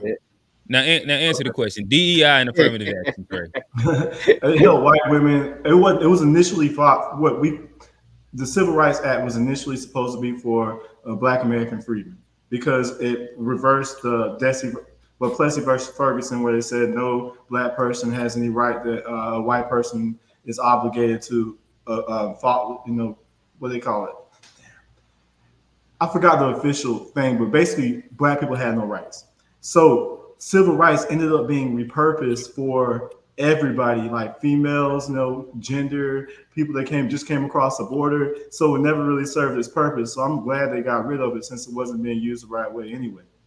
So what do you think about DEI? It's the same. It seems like that's the same thing as affirmative action, right? Diversity and inclusion. It's a quota thing, so close enough. Alex. My thoughts on DEI. DEI in the losing of affirmative action. Is it like do we need it? Don't need it? I don't necessarily think that affirmative action had well, I don't think that affirmative action, like, I think it's kind of a misnomer, where, like, I think ultimately whenever you're Black and you get in a position of success, is because of affirmative action. And then when you don't, like, it's kind of like, why aren't you trying hard enough? So as far as like DEI, I think it's a good thing on paper. I do think it's important for more inclusion. I think it's important to get people who who systematically been kept out of certain opportunities for them to get a shot. But I don't know. The country's just too divided right now to the point that like I think even something like that is a little bit like I don't know. Like it results in a lot of pushback, and we're kind of back where we are with affirmative action, where like I think like the Asian students, like I think they were upset that black students were getting in prestigious colleges, and then they really thought that like it's because of like affirmative action, and the minute they got rid of it, like now they're like enrollment is going down, and like the legacy enrollment is going up. So I mean, I I think like to Trey and Alex's point, I think the intended purpose it hasn't done what it's done, and I think it's just another way that the left, I think it's one of those tools that they use to get us on their side and say they're gonna help us, and then turn around and put the knife in our back. And that's why it's not that I'm against diversity, you know. I'm not against any of that, like in theory, but like what I know happens and not what I know how they use it is they use it to it's the wolf in sheep's clothing. They look all nice and cuddly like they're on our side, and then in all reality, how have they helped us or how have these programs benefited us in any way long I term? mean, I There's no think benefit. DEI is like a good first step, but I don't think that I think it's like putting like clean food in a garbage can. Like it's eventually going to get soiled. It's eventually going to get ruined. Like you can have something as like common sense, as fundamentally human as, hey, like no matter who you are, where you came from, I think you should be given an opportunity that you were kept out of. Like everything gets corrupted in this country. Everything is like really divisive, and I think we need to fix certain things before I think we're going to see the full effects of a DEI initiative anywhere. Gotcha. A Black, we got about a minute and a half left. Wrap us up on this one. Yeah, I don't need that long, man. I'm a segregationist, so I mean, I don't really care. Like I get it from the point of business with DEI. You want your business to thrive because you're trying to reach all markets, and you want to have diversity and inclusion because they know how to tap in to that. If I'm Apple, I don't want all white people working for me. If I'm Google, I don't want all white people working for me because I'm trying to reach the black people, the Mexicans, the gays, the everybody. So the more of them that I include, the more of them that I can control. Essentially, that's how I see it from the business standpoint. As far as affirmative action, it's like I think initially when it started in a time where we didn't have a lot of equal opportunities, the intent was good, and then it became like more so like Johnny was saying a liberal tool of like, hey, we're being included and you have to include us, but it's like I get what they're trying to do, but I'm from the space of I don't want to be in spaces I'm not wanted anyway, or I'm not welcomed anyway. And we got our own schools, we got our own businesses. I'd rather pour into that. So I think it's kind of devolved to what it initially was when it started, and now, like a lot of things with Asians, with everybody else, you get them benefiting or not benefiting from it, or being able to use something that was supposed to be for us once again. So to me, it's like they're going to have to go back to the drawing board with what affirmative action is, because like everything else, the other minorities that come into this country, they really kind of started to benefit from those things a lot more. And then when they don't, and they blame it on these things, it's like, well, you're only here because of this, or you only receive that because of that. So that's my Gotcha. thought. All right. So again, quick housekeeping. In about 45 minutes, we'll be opening up call-ins. We'd love to hear your opinion. Let us know what we got right, what we got wrong. Your thoughts on it. We're gonna push the conversation forward a little bit. I'll start off with this question. FBA, or the diaspora in general. We'll silo it to FBA at the moment. Do we really want equality, or do we want to be the ones in power? And to be in power of ourselves. I would say, and then that requires equality. Like, do you remember when they were trying to start an all black community, and then everyone got together and said, "Oh, y'all want to be segregation? I thought y'all they call us racist when we try to do it for ourselves." And also when we had our towns and they burned it down and said then they came up with government programs and civil rights who fought for some things for us, and then they gave it to everyone else. So I think we just need to be able to have the power to punish people that mean us harm, and we need to be power to be in control of everything we contribute, even if it comes to like Dolph, like how he got killed when he was an independent artist. Nipsey, same thing. It seems like whenever a person tries to get in control of their own thing, they end up dying and everything like that. So those people have in been essence, you punished though. believe, but you believe so. In essence, you believe in power more than equality, right? yeah, because you Okay. can't do anything without power. Even to take it back, like Gaddafi wanted to be socialism, he didn't have power to protect himself, so that didn't go right. And then you have the Black Wall Street; it got built off capitalism. We didn't have the power to protect that. So at the end of the day, if you don't have power, then no matter which route you go, I mean, you end up in the same position. Gotcha. Johnny, I think that was you. You was about to chime in.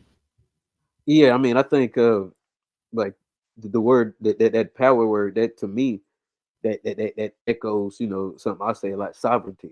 And I think that's Hmm. something like you can look at examples where, like, in the Middle East countries, and not just Israel, but there have been countries like Taiwan that have been like, they have their own thing. They kind of said it through different circumstances. They're not really relatable, but they created their sovereignty, and they had their sovereignty, and then they didn't do it by themselves. They went and got foreign backing, namely Hmm. us, and namely our tax dollars that goes over there to help protect and build up their sovereignty. So I think that's something that, and there was plans pre 1877 for black sovereignty, for the freed slave people to be put all in one place and have their sovereignty. That was a plan for us.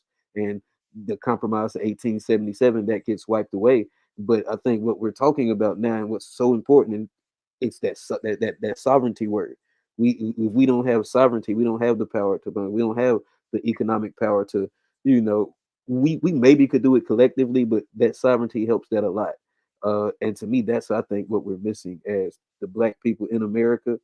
We don't have sovereignty, and a lot of black people in other parts of the diaspora, they have sovereignty, and that's, I think, some of where the FBA Pan African beef comes from.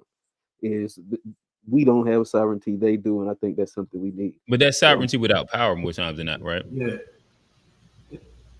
And how do we get there? Is that even realistic? Under a nation, like how do we get Um, sovereignty? I I'm gonna mean, throw to Alex. I don't know if it's realistic, but I mean or I don't know if it can happen, but I think that's the ultimate goal. That's gonna get us to where we want to be. Now it's an uphill battle. It's tough, but that's what we got to Mhm. strive for. Alex is the resident socialist at the moment. Let me ask you this: um, Should we as Black people be pushing for social equality, or to be in power, to be the group in power? Um, I don't. I think you the way you said it first made more sense. Like, I think equality is more important than power, and the reason why I say that is like, Hmm. power is like, I don't know. Power is a dynamic, whereas equality is like a more of a goal to accomplish. And I think through equality, you address a lot of the reasons why there is even a power struggle to begin with. I think if it gets to the point where, like, there is always going to be a power struggle, I think that's going to lead to more strife. I think that's going to lead to more war. I think that's going to lead to more people dying unnecessarily. Whereas equality, like, I think if we solve, like, I know this might be unpopular to say on this panel, but like, I think if we solve equality around the world, like, a lot of the things that exacerbate the FBA community wouldn't be a problem. Like, if you solve, like, world hunger, if you solve poverty, if you solve, like, exploitation around the world, Talk to him, Pan African. Okay. no, but like, that's what I'm saying. Like, if, like, for instance, like, They're no, gonna everybody come and likes give to us give. from. I know, like, everybody likes to give, like, like, the developing countries, like, grief, but like, if, like, certain, first world countries wasn't exploiting them, you know, like your job wouldn't get sent over there. Mhm. There wouldn't be immigrants to come over here to work, you know, for pennies to do the things that, to be quite honest, nobody wants to do anyway. And For that I think, price, wants to do it. huh? I was saying for that price, nobody wants to do it. People don't want to do it for like pennies on the dollar, but that's not, nobody wants But to that's work. what I'm saying. Like that Hey, power dynamic, that exploitation, that leaves the door open for the things that, like, hey, like, why are they all coming here? Or like, why is my job getting sent over there? You know, it's because of power. Like, hey, I can have you do this job here for this much money, or I can have your job being done in another country altogether. Or it's for a because of fraction the price. capitalism. Or it's because of capitalism. To keep it on theme, like, because that's the true nature of capitalism: getting the cheapest labor you can so that you can produce products and keep expenses low. That's really the real reason all the Yeah. globalization exists, is capitalism. So, And so G, as you hopped in, and that was what I'll let you round off your point if you had to finish. Yeah, just to kind of go off of what G's saying, like I think to some degree, like I think that's kind of like where like the distrust and the xenophobia kind of comes from. I think it's just a misguided, you know, real feeling that is like, no, like as long as there's inequality, there's always going to be room for that inequality to be exploited, you know, both for the people that are less fortunate than you and then the people who feel like they're missing out on something. So like I think way before power comes into the question, I think equality, honestly, equality for everybody, you know, equality for all global citizens. I think that would really solve a grand majority of the problems that we face here and abroad. But that's just my opinion. Gotcha. G, actually the same question. So as Black people in America, should we be pushing for equality or to be the ones in power? That's it, man. So, you know, I said my bit about that word equality. So I don't think we should be pushing for equality, because I think it's something that is a fairy tale. It won't exist. It doesn't exist. So why waste time trying to make things equal? And then when we talk about being in America, I don't think our goal should be to overtake like power, so to speak. It should just be to establish something that's our own over everything else. Like that, to me, it shouldn't be a measure of, oh, well, we have this much power, but these people have this much. Just like, what can we do to just isolate some type of power to where, for example, when the election comes up, we're actually like auctioning off our vote to the party that deserves it the most, right? Like something to that nature. So I think it's more about, we should try to centralize our power more so than be the ones in power, is the way I would frame it. We don't have any sort of centralized power in the community. A Black. Yeah, man. I kind of agree with G. I don't really like the word equality. Like I'm with the power. I think we should be pushing it for equity, which is, you know, similar but different. And then, you know, for our listeners, I want to define the difference. You know, equity means everyone's provided with the same specific resources that you need to be successful. While as equality means like everybody just treated the same. They're treated regardless of the differences. So, you know, I can have $40 in my account and you got 40 million, and just because you treat me like I'm human, like I still can't do shit. Like I don't care how you treat me, and I don't really want to be equal to you. I want power to determine my own destiny, and I don't want power over white people. I don't need you to be my slaves or my servants. I want the power to determine my destiny and get the same equal shot that you got. And that's what we should be pushing for, is equity. Like, are we getting the same resources, the same chances that these people are getting? You don't got to be nice to me, call me nigga, whatever you want. Give me the money, give me the power. Gotcha. Real quick, can I throw this in here? So Claude Anderson was saying that the two things that the reason we're in the position we're now is because of the wealth has been stolen, and then because of our poor economic practices. So it sounds like the poor economic practices could be what we could do to gain power, because then we have community, there's power in that, you know, because we can buy from ourselves, and then we, you know, and also that goes into elected officials, like you said before, where we only elect people who are going to focus on our interests. So, yeah, that's all I want to throw in there. Try back. Gotcha. I think that's a natural segue to We're gonna throw the again. This is brought to you by the To Be Fair show, where we love the memes. So, G, if you could pull it up real quick, um, I'll let it get y'all reaction to a couple of these memes where, um, yeah, they hit on some of Dr. Claude Anderson's powernomic idea. Well, a couple of them are Dr. Claude Anderson in himself, but I'm gonna push play and let it get y'all reactions. One employer of Jews. Jews are the number one employer of Jews. Asians are the number one employer of Asians. East Indians are the number one employer of East Indians. Arabs are the number one employer of Arabs. And every immigrant group that has ever come to this country understands this but us. We too, ultimately, within the next 100 years, must become the number one employer of our own people. The Asian population has solved their own unemployment problem by one simple thing: Chinese restaurants. You ever go into a Chinese restaurant, which are all over America and especially where we live, and be served by anything other than a Chinese person? In fact, all the time if in you go Durham. into a Chinese restaurant and there are 4 brothers working in there, I ain't gonna lie. They're sneaker Hispanic in there. Yo, it's heavy. It's heavy over here. They I'm just be saying. everywhere. They cook Chinese, soul They're rather food. trying to get resources. Well, when Dr. King was pivoting to go get them resources, that's when they killed him. That's right. And that's why. Did you hear that point? Say it again. When Dr. King was pivoting from civil rights and civil liberties to go get that money, that's when they killed him. When he was organizing the Poor People's Campaign. That's right. Yeah. That killed him then, because you know why? Because Martin Luther King, right before he got assassinated, 3 months before that, you know what he said to the country? He said, "I gotta admit," he said, "I think I made a big mistake." Yeah. He said, "I think I've led black folk into a burning building." Burning building. Yeah. You remember that? Yeah. And because he says there's no, he said you cannot have social integration unless you have economic integration. Mm-hmm. And you cannot have economic integration unless you do what? Unless you redistribute some of these resources into the hands of black folk.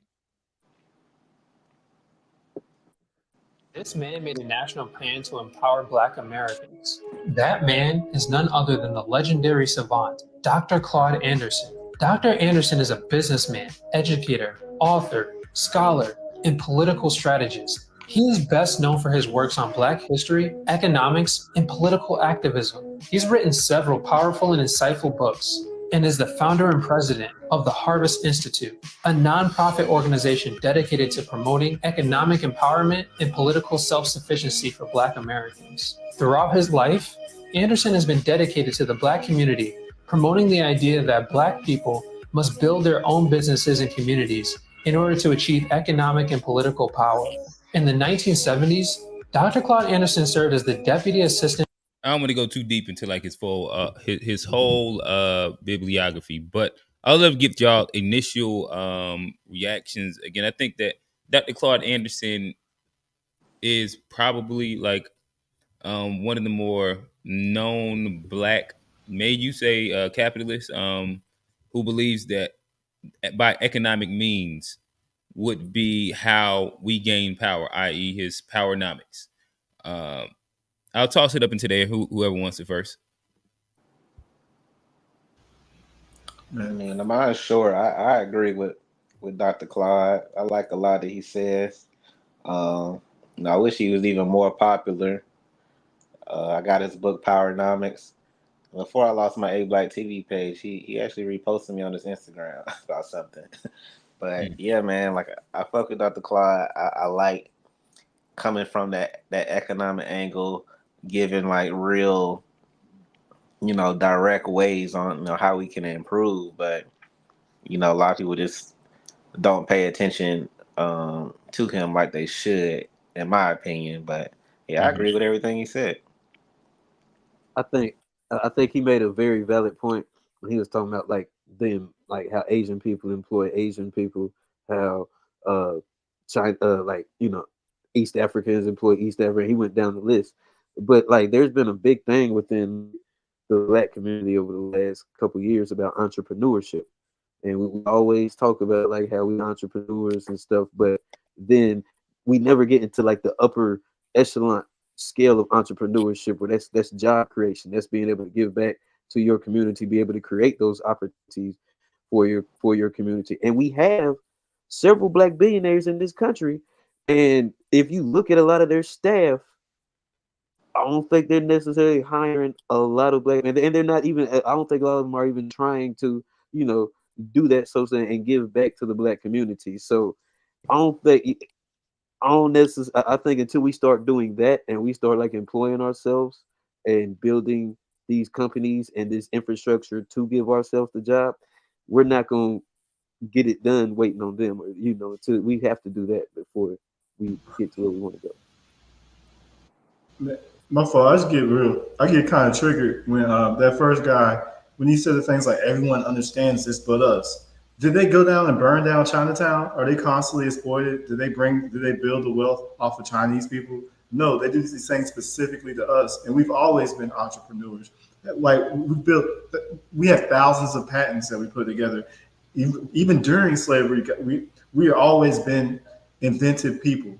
And we're just constantly sabotaged. So when we put the onus on our own shoulders as if we did it to ourselves, I think that sounds like the white supremacist talking points. Claude Anderson even said that we have poor financial habits, and until we get stopped that, it's on us. He even put it back on us. He said two things. He also said, and led by the trillions of wealth that was stolen from us. So it's both. So then it's both. Yeah, but why are we harping on like Black people? We just ain't figured because this out. They stole the money already. They're not giving it back. They're not going to give it back. They got it. So we can't worry about that part. We got to worry about the part. We can't. That's what reparations are. We should be fighting for that, and we shouldn't just be putting the onus on it, because you make it sound like we just got to do it. We just got in this situation because we just weren't paying attention. We're just not smart. No, bro, we're being attacked. How come they're waging? They commit acts of wars against us. They did burn down Chinatown twice. Bro, there's a Chinatown in every city. They burned down every Black, like they're and in New York,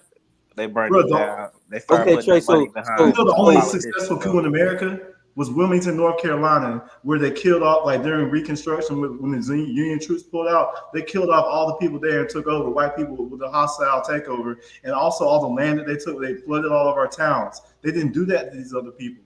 So you put us at that same level, bro. But Trey, we get that. But like, how do we solve the problem from then? It happened. We know it. We protect it. We continue. It's not like we weren't doing these things all along. Where we fail is we forget that we're under a system of white supremacy. So we operate as if we can do these things without there being some pushback. Other groups don't get this resistance. They get help.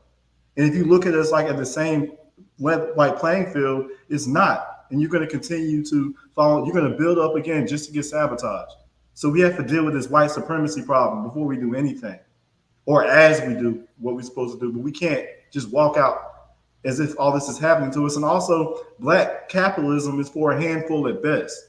Like, certain people are allowed to get up there just so they can say, oh, they did it, why can't you? Oprah Winfrey did it, why can't you? And look what she had to do to get there. She has to sell out Black people every chance she get and hang out with Harvey Weinstein. And then when Black people try to do something positive for other Black people, they mysteriously end up missing, or something bad happens to them. And then we have this gatekeeper managerial Black excellence class, or whatever, exceptional Negroes. And then all they do is gatekeep us from getting to the upper echelon, and then be an example for us to say, we's our own worst enemy and stuff like that. The Johnny ran up out of there, man. I don't know. Got too hot for him.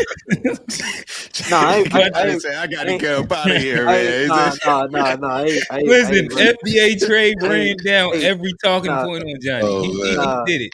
He had the bullet points lined up for him. Let's go to Alex. Let me get back at him though. Let me get back.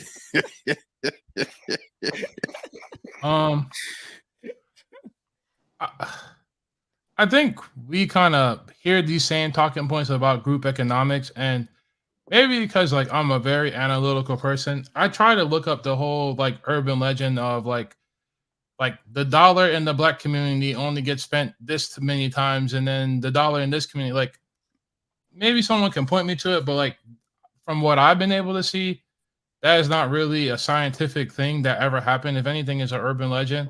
And the reason why I say this is because I come from a family of entrepreneurs. My grandma owned restaurants. My grandma like was a seamstress. Her designs were in the Sears catalog.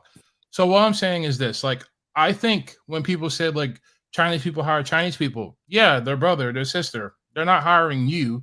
You know, like because that's pretty much like how it was for my family. Like we wasn't hiring like random ass people off the street. Like you will help your mom or you will help your dad. And a lot of the times when you go into the establishment, it's not like they just hired like I don't know, you go to a gas station, they didn't hire some random person. They hired someone they know. Like heck, they didn't even hire them. Sometimes they're working for free. So like I think we need to do away with the notion that because black people don't have like these abundant sole proprietorships that we're somehow like less than some other group. Also, I think I'm gonna just say the quiet part out loud. Like capitalism is a blood sport. To think that we're about to do anything as a group on any substantial level is kind of silly. Like the minute one of us or some of us get to where we need to get to, it is fuck everybody else. So I don't really know how capitalism or group economics is going to be a thing when inherently, like once you walk into this, like once you're in this country and you have to compete, you're in the Thunderdome. Like fuck everybody else, get your money and go home. Like, I mean, that's literally what G says at the end of the show every time. So like, I don't know what substantial That's amount what I of say. yeah, like family, the other F words, and fuck everybody else, like something like that. All the F words. A lot of bit different by G. A lot of bit different. My bad. There's one F word he didn't say. We ain't gonna throw all the F words. Yo. But like, yeah, that's why. Like, I think like it's a cool notion, but like that's why like I'm not trying to bring her up, but like, Candace Owens is a good example. Like, there is never going to be any group economics. Like, once someone like Candace Owens gets put on, like she has to maintain her spot by doing what she does. Same thing with like what Trey said. Hey, Trey, Oprah, I mean, Alex, list like Tyler Perry. Like, if you think about it, like we have an abundance of rich black people in America, and once you get to a certain point, like the same problems you had when you was poor, you don't care about that shit once you get put on. So like, to think that like we're all going to pool our money together, and then once we get made it, we're going to pull everybody up out the struggle. Like, I don't think that's a thing that's ever going to happen. You don't think other groups look out for their own? Is that what you're saying? I think other groups look out for their own on very surface level things, but I don't think they're all pulling together to like generate generational wealth for your family or my family or vice versa. Like, I think, you know, like Jews are talking about their own. You don't think Korean people look out for other Korean, Jewish people look out for other Jewish people, and everyone else has a code of ethics except for like the same way we look out for each other. But like what I'm saying is like, is that going to be enough to uplift an entire group of people? No. Like there's way too much self-interest to sustain a group economics movement to the point like, honestly, like think about it. Like you probably went to high school with someone who's in the league right now. You like Q, you know people who are on Dreamville. Like, what does that ever do for you, the individual? Like once people get put on, that's the end of it. Like they're done. You're talking about other groups, not black. But I'm gonna let it go. But now that's where our accountability has to happen. Like to kind of get back at Trey and Alex. To Alex, there's a lot of black billionaires, and like we keep on talking about like holding the white people accountable. What about the rich black people that aren't really helping us, that have gotten to that point? Like, why aren't we trying to hold like the Boule class accountable, or like the super left people who are continuously like voting us in one way that doesn't help us? Why aren't we trying to hold black people accountable? That's what I'm saying, Johnny. Like to think that like LeBron James, fellas, before we, because y'all steering it, y'all driving, and we've taken a left turn real quick. I want to get A Black's opinion before we go down that road.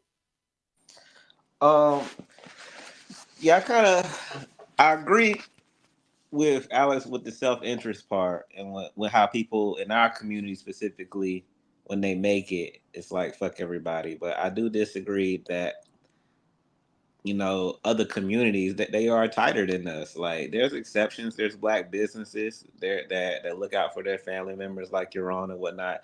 But it's not as widespread, and a lot of the times, those black businesses, as soon as they do get money, they go out quicker than the other businesses. The Jews, the Asians, even the Mexicans now, who, you know, are rising further and further. I think you should use a different term, but I don't know. We can keep going. He's talking about from Mexico, though. Yeah, he's talking about the ones that make the burrito tacos. Those ones. Hey, you can't say Mexicans now too. If you talking about Mexicans, you could probably say it. If you actually talk about Mexicans, yeah. Mexicans can say niggas, but you can't say tacos.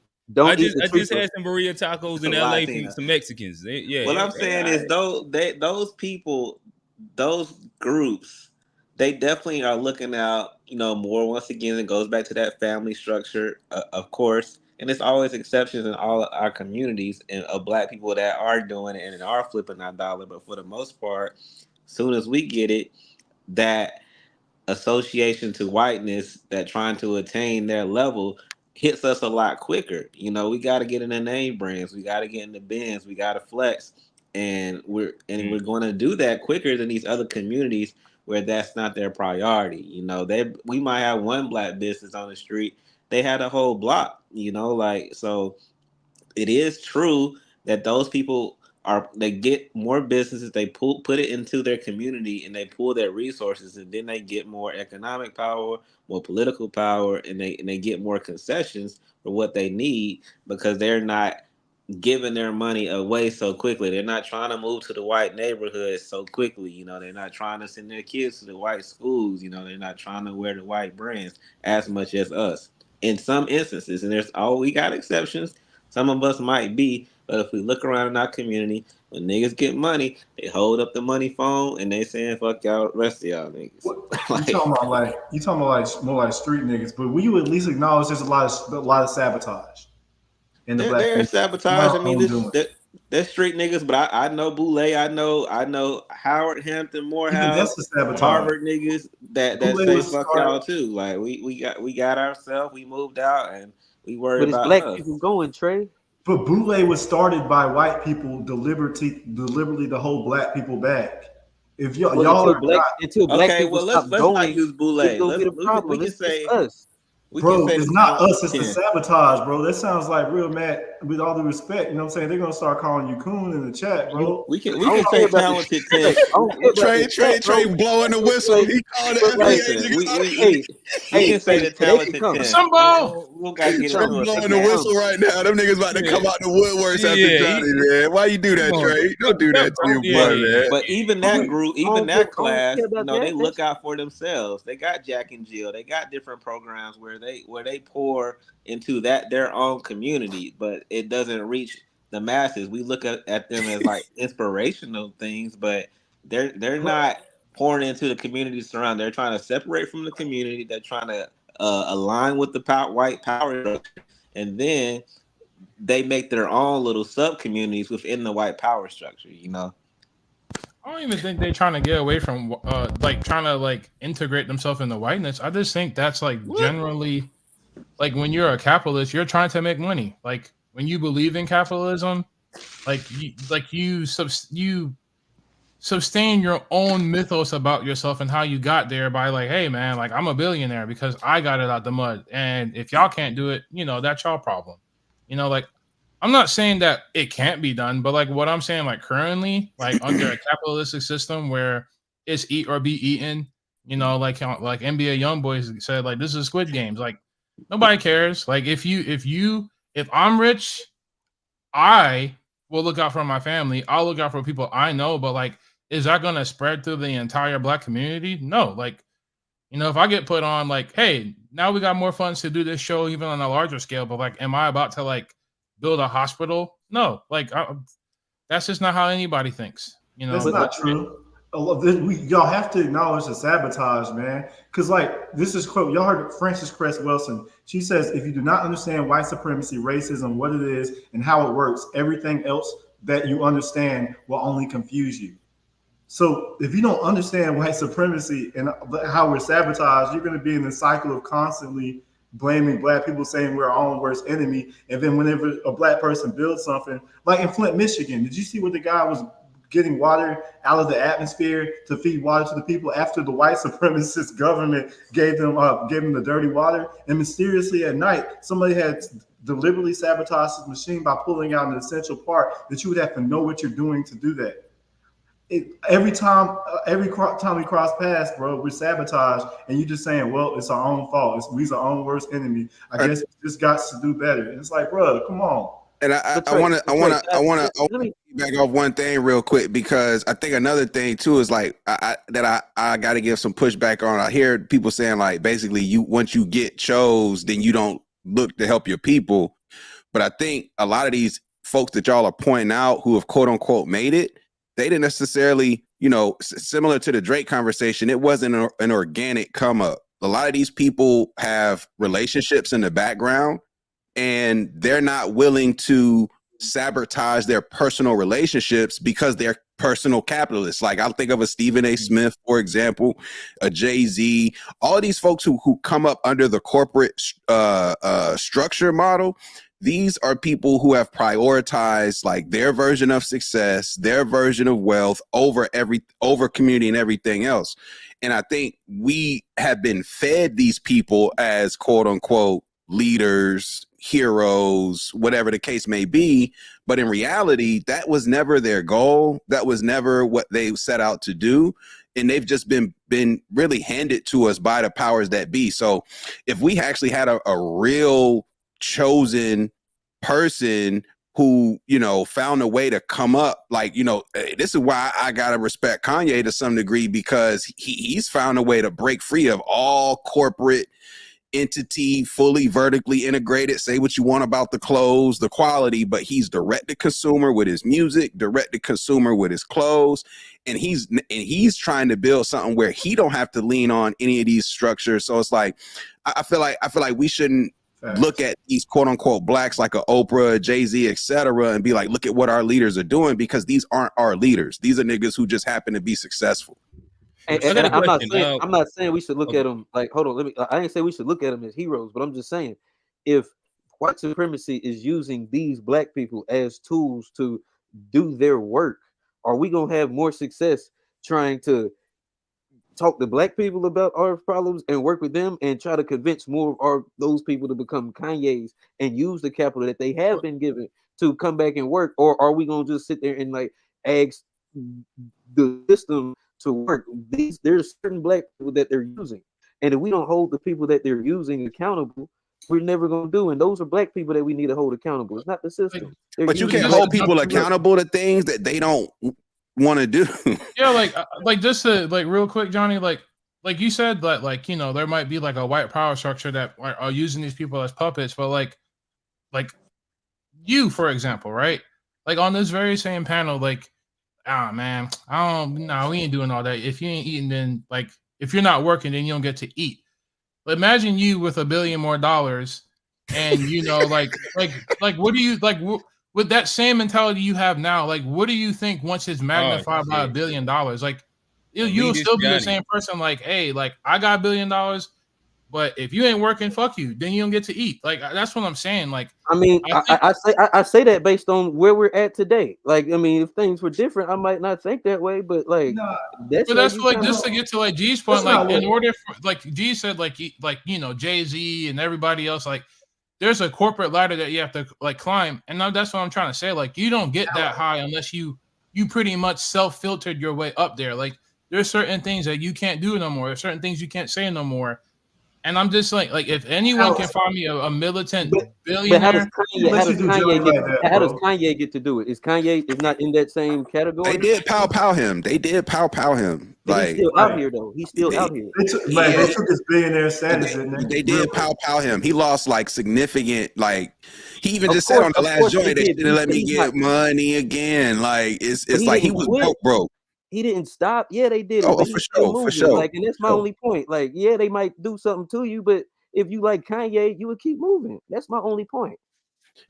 I mean, but like I think even Kanye, like there's a recency bias. Like I don't think Kanye has ever been for like the improvement of black people. Like, for instance, right, for the same like thing that you're saying about Kanye, like Chance the Rapper is pretty much in the same ecosystem. If anything.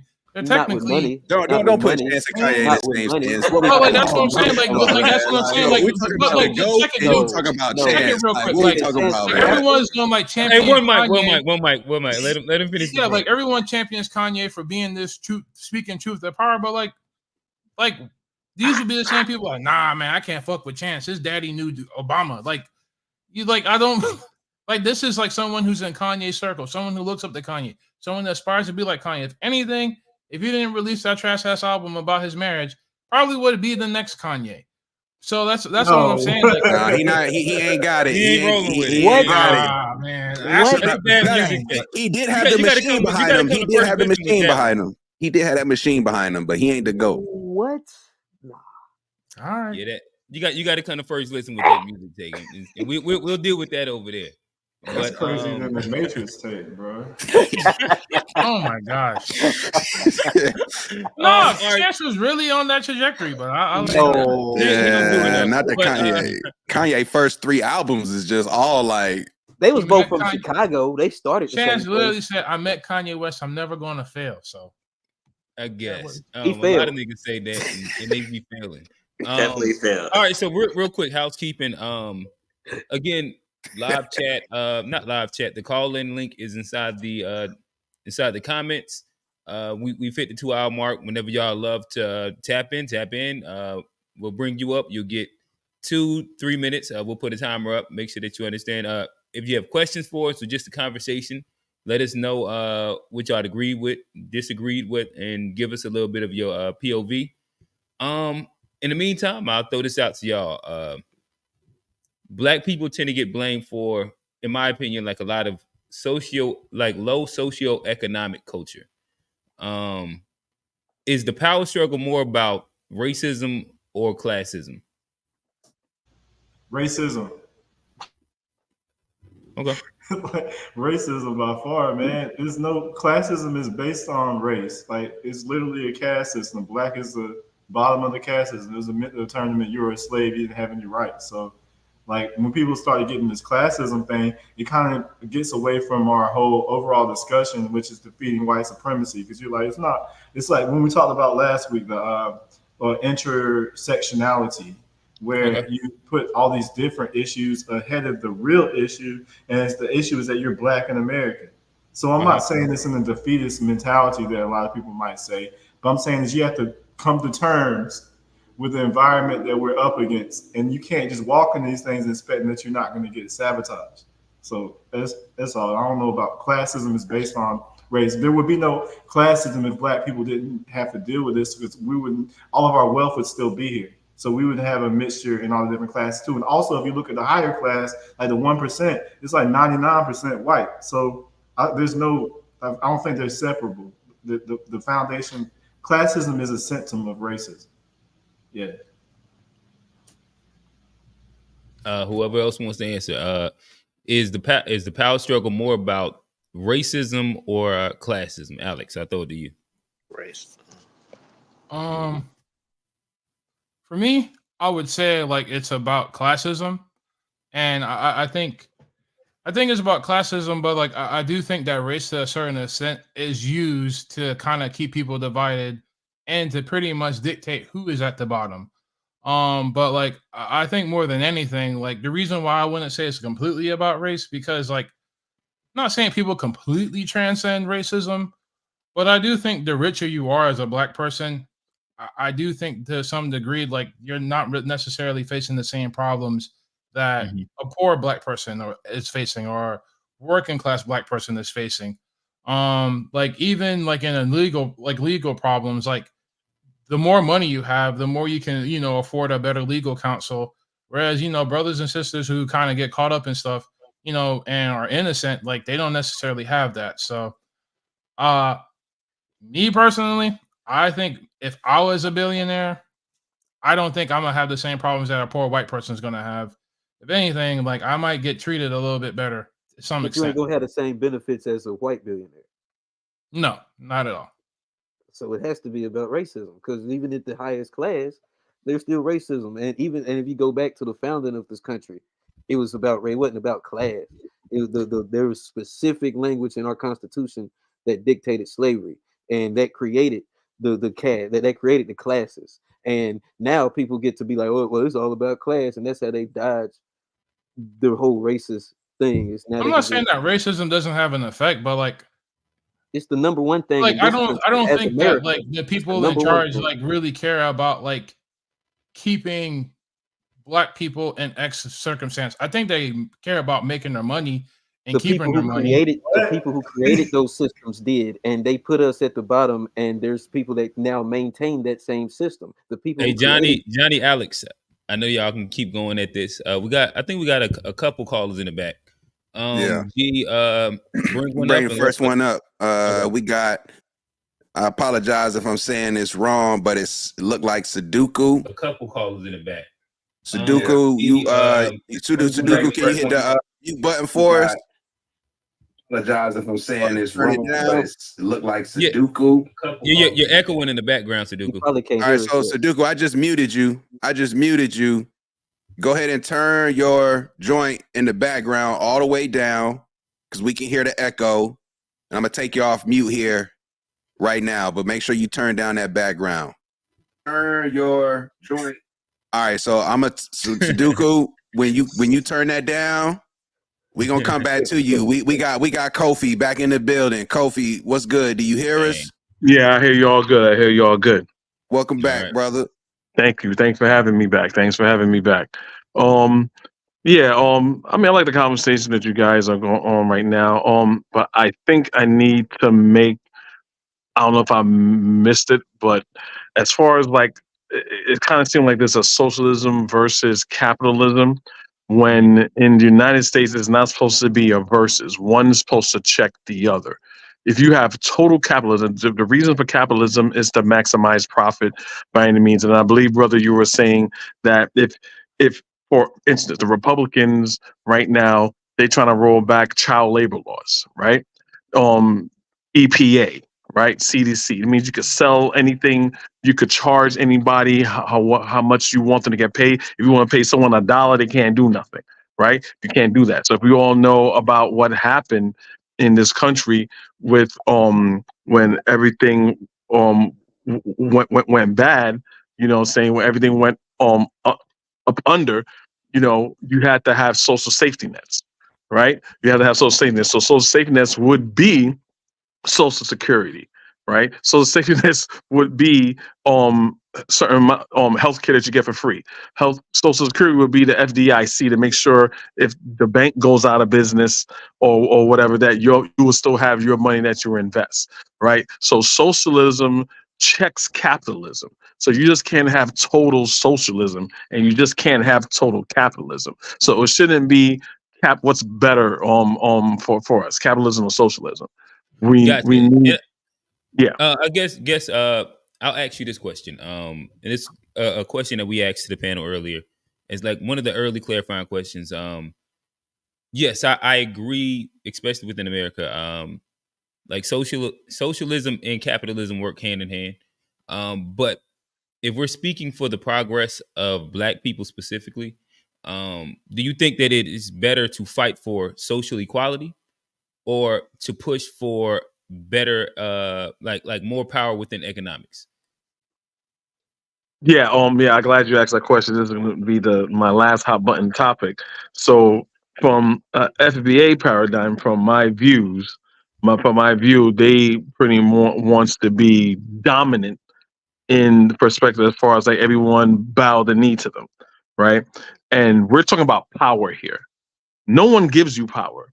We black Americans and in the diaspora, we are all reparations, but no one's gonna give you power.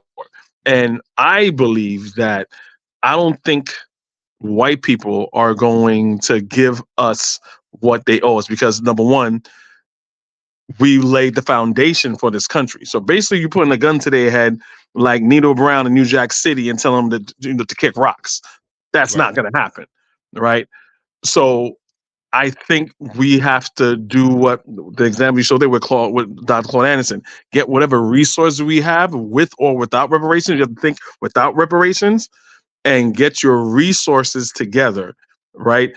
And do what you want and what you need to do through everyone accumulating their resources together, and do what you want to do. Pay the politician that you know is going to lend you your ear, right? Get your money, get your wealth together, and build your towns. Now, as far as another thing I want to comment on, I forgot the brother in the blue shirt. I forgot your name. Sorry. blue shirt. That's to my Alex. Yeah, in the middle.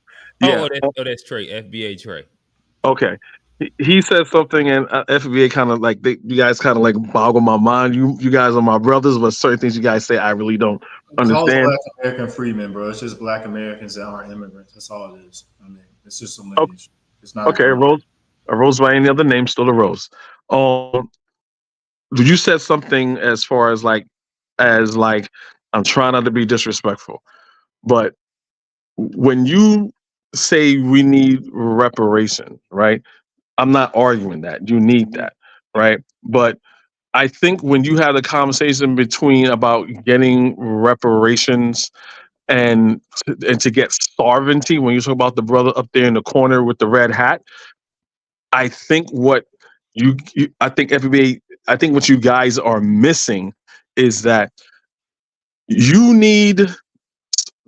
guys will look down on places like Jamaica and African countries that have sovereignty, right? Why? I don't know. Got a minute. That's not true. I mean, there's a couple things you want me to address to let you. Oh, no, let him go. Oh, yeah, let him go. And then, well, did you want him to address it and then you come back with a response? Yeah, because I kind of want to know once I present this to him, like what his response is going to be. Okay. To me, it's like you want to get to the place of sovereignty. How would you get sovereignty in America? Because when you compare places like Nigeria and Ghana, they have their own country that they control, right? How you get sovereignty in America where you have no control and the people that are in control are not going to give you any control. So that's, to me, it's like it makes, to me, it makes no sense. Like when you compare a Black American to someone who has their own nation and have their own GDP. So pretty much that's what I want to ask them. Like, how would your sovereignty work in America that by your own admission that they're always sabotaging you? How would that work? That's where Pan Africanism comes in, but that's just me. How would that work from an FBA standpoint? First of all, sovereignty's never been my talking point because I realized the only way you can have sovereignty is if you protect it militarily. So I think I just want economic empowerment for one. And the second thing you said, I don't look down, no FBAs look down on the diaspora. We just look down on the cowardice when you say they control their country.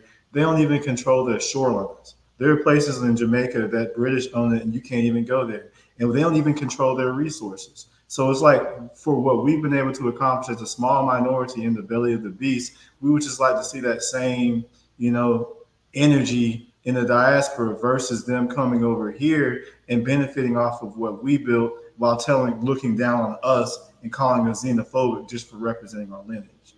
So, I mean, and not everybody in the diaspora is a tether. There are lots of, and then not every time, people kind of say tetherish things sometimes, but we call that out, just like we call out people in our own community. It's nothing personal. Well, can I respond to that? Got a minute, and then we got to bring up the next caller. But yeah, we got to get you a minute response. All right. Number one, that's not true as far as like these sovereign countries don't control their shorelines. Use Jamaica as one example. Most Black sovereign countries control their shoreline. They have an actual GDP, right? So to me, that's why I say I see the dishonesty. If you have a man, that's the price of freedom. What Haiti's going through, that's the price of freedom. Right, all the things we have at the price of freedom. They don't have Karens in their neighborhoods. They don't have anything like that, and no one's eating off of FBA, which is another trope because people pay taxes. They've been Caribbean and Africans here since the turn of the 19th century. So that's again a misnomer. But again, my question is, how would you? So you basically want to be okay and live in harmony with the white people while white people are giving you money, and it's going to be kumbaya after they give you money to live in peace and harmony with white people once you get to reparations. That's the end goal here, as far as what I could see. No, that's not true. We don't want to get money to be with the white people. We want money so we can go do our own thing and we can protect ourselves and be on in America. In our homeland in America. Yes, we're not trying. We don't have that fleeing mentality that a lot of people have across the diaspora. And it looks like I'm Googling it now. It looks like some of the shorelines in Jamaica are controlled by the Western people, like the people from the UK. And even in Ghana, they just had to shut down. And it was, I don't know what country it was in Africa, but China had a grocery store where they didn't allow the Nigerians to go in there. Yeah, and they tore it up. And they tore the place up. Yeah, they tore them out. But the lady hasn't even showed up for her trial. But again, at the same time, Black Americans, what you call would flee, have fled for 100 years. You went as far as Canada. You went as far as Florida, and the Midwest and West Coast. So let's be historically accurate here. When you guys use that word, it shows that you guys really don't know your history when you talk about fleeing. Because Harriet took the Underground Railroad went all the way to Canada. But I'll land my plane there. Thank you for having me. Hey, we appreciate you. That I love the back and forth and the ability to kind of like make sure that we all have to stand on our ideas and our philosophies. Shout out to say his name again, Kofi. Yeah. Kofi, shout out to Kofi.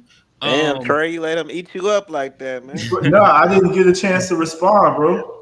There's so many lies, bro. So as we bring up the next one, I'm gonna give you the floor. A Black, we've been getting comments. They said you got to change the angle. He did it, bro. He did it. He did it. All right. Yeah. They said no Diddy. You had to change the angle. You was giving us the below the Niggas gotta get their mind out the gutter, man. Like that's so weird. Like, hey, all I'm doing is report what the people said. All I can do is report what the people said. We got. Let's see if I hope I got this individual's name right. Sudoku. Correct me if I'm wrong. We bring him back to the stage.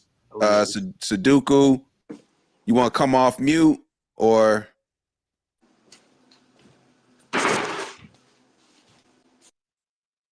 All right, I don't know. Homie might have just joined in. Just come off mute. Oh, there we go. There we go. Thank you. What? Can you say your name? Can you say your name for us? No, homie might have just joined in. Just come off mute. There we go. There we go. So you gotta turn it. You gotta turn down the background. Can you say your name for us? Just joined in. Mute. There we go. All right, I gotta mute you again, Sudoku. Look, Sudoku, this is the game plan. This is the game plan because we see that you listening and we want you to keep listening. We want to hear from you, okay? Sudoku, turn down the computer on 0. Turn down the put volume. It on no sound, or get you some headphones. So I'm a little kind of hoarse, but okay, there we go. There we go. I hope y'all can hear me. Because I'm on a new system. I'm on a new system, so I'm just getting acquainted with my new system. So I haven't made all the necessary changes and so forth. But you hear you, dog. With money now, can you say your name for us? Sadiku. Okay, yeah. I was close. Okay, so that was going through my Pan African stage. But here's what I really want to address with you all.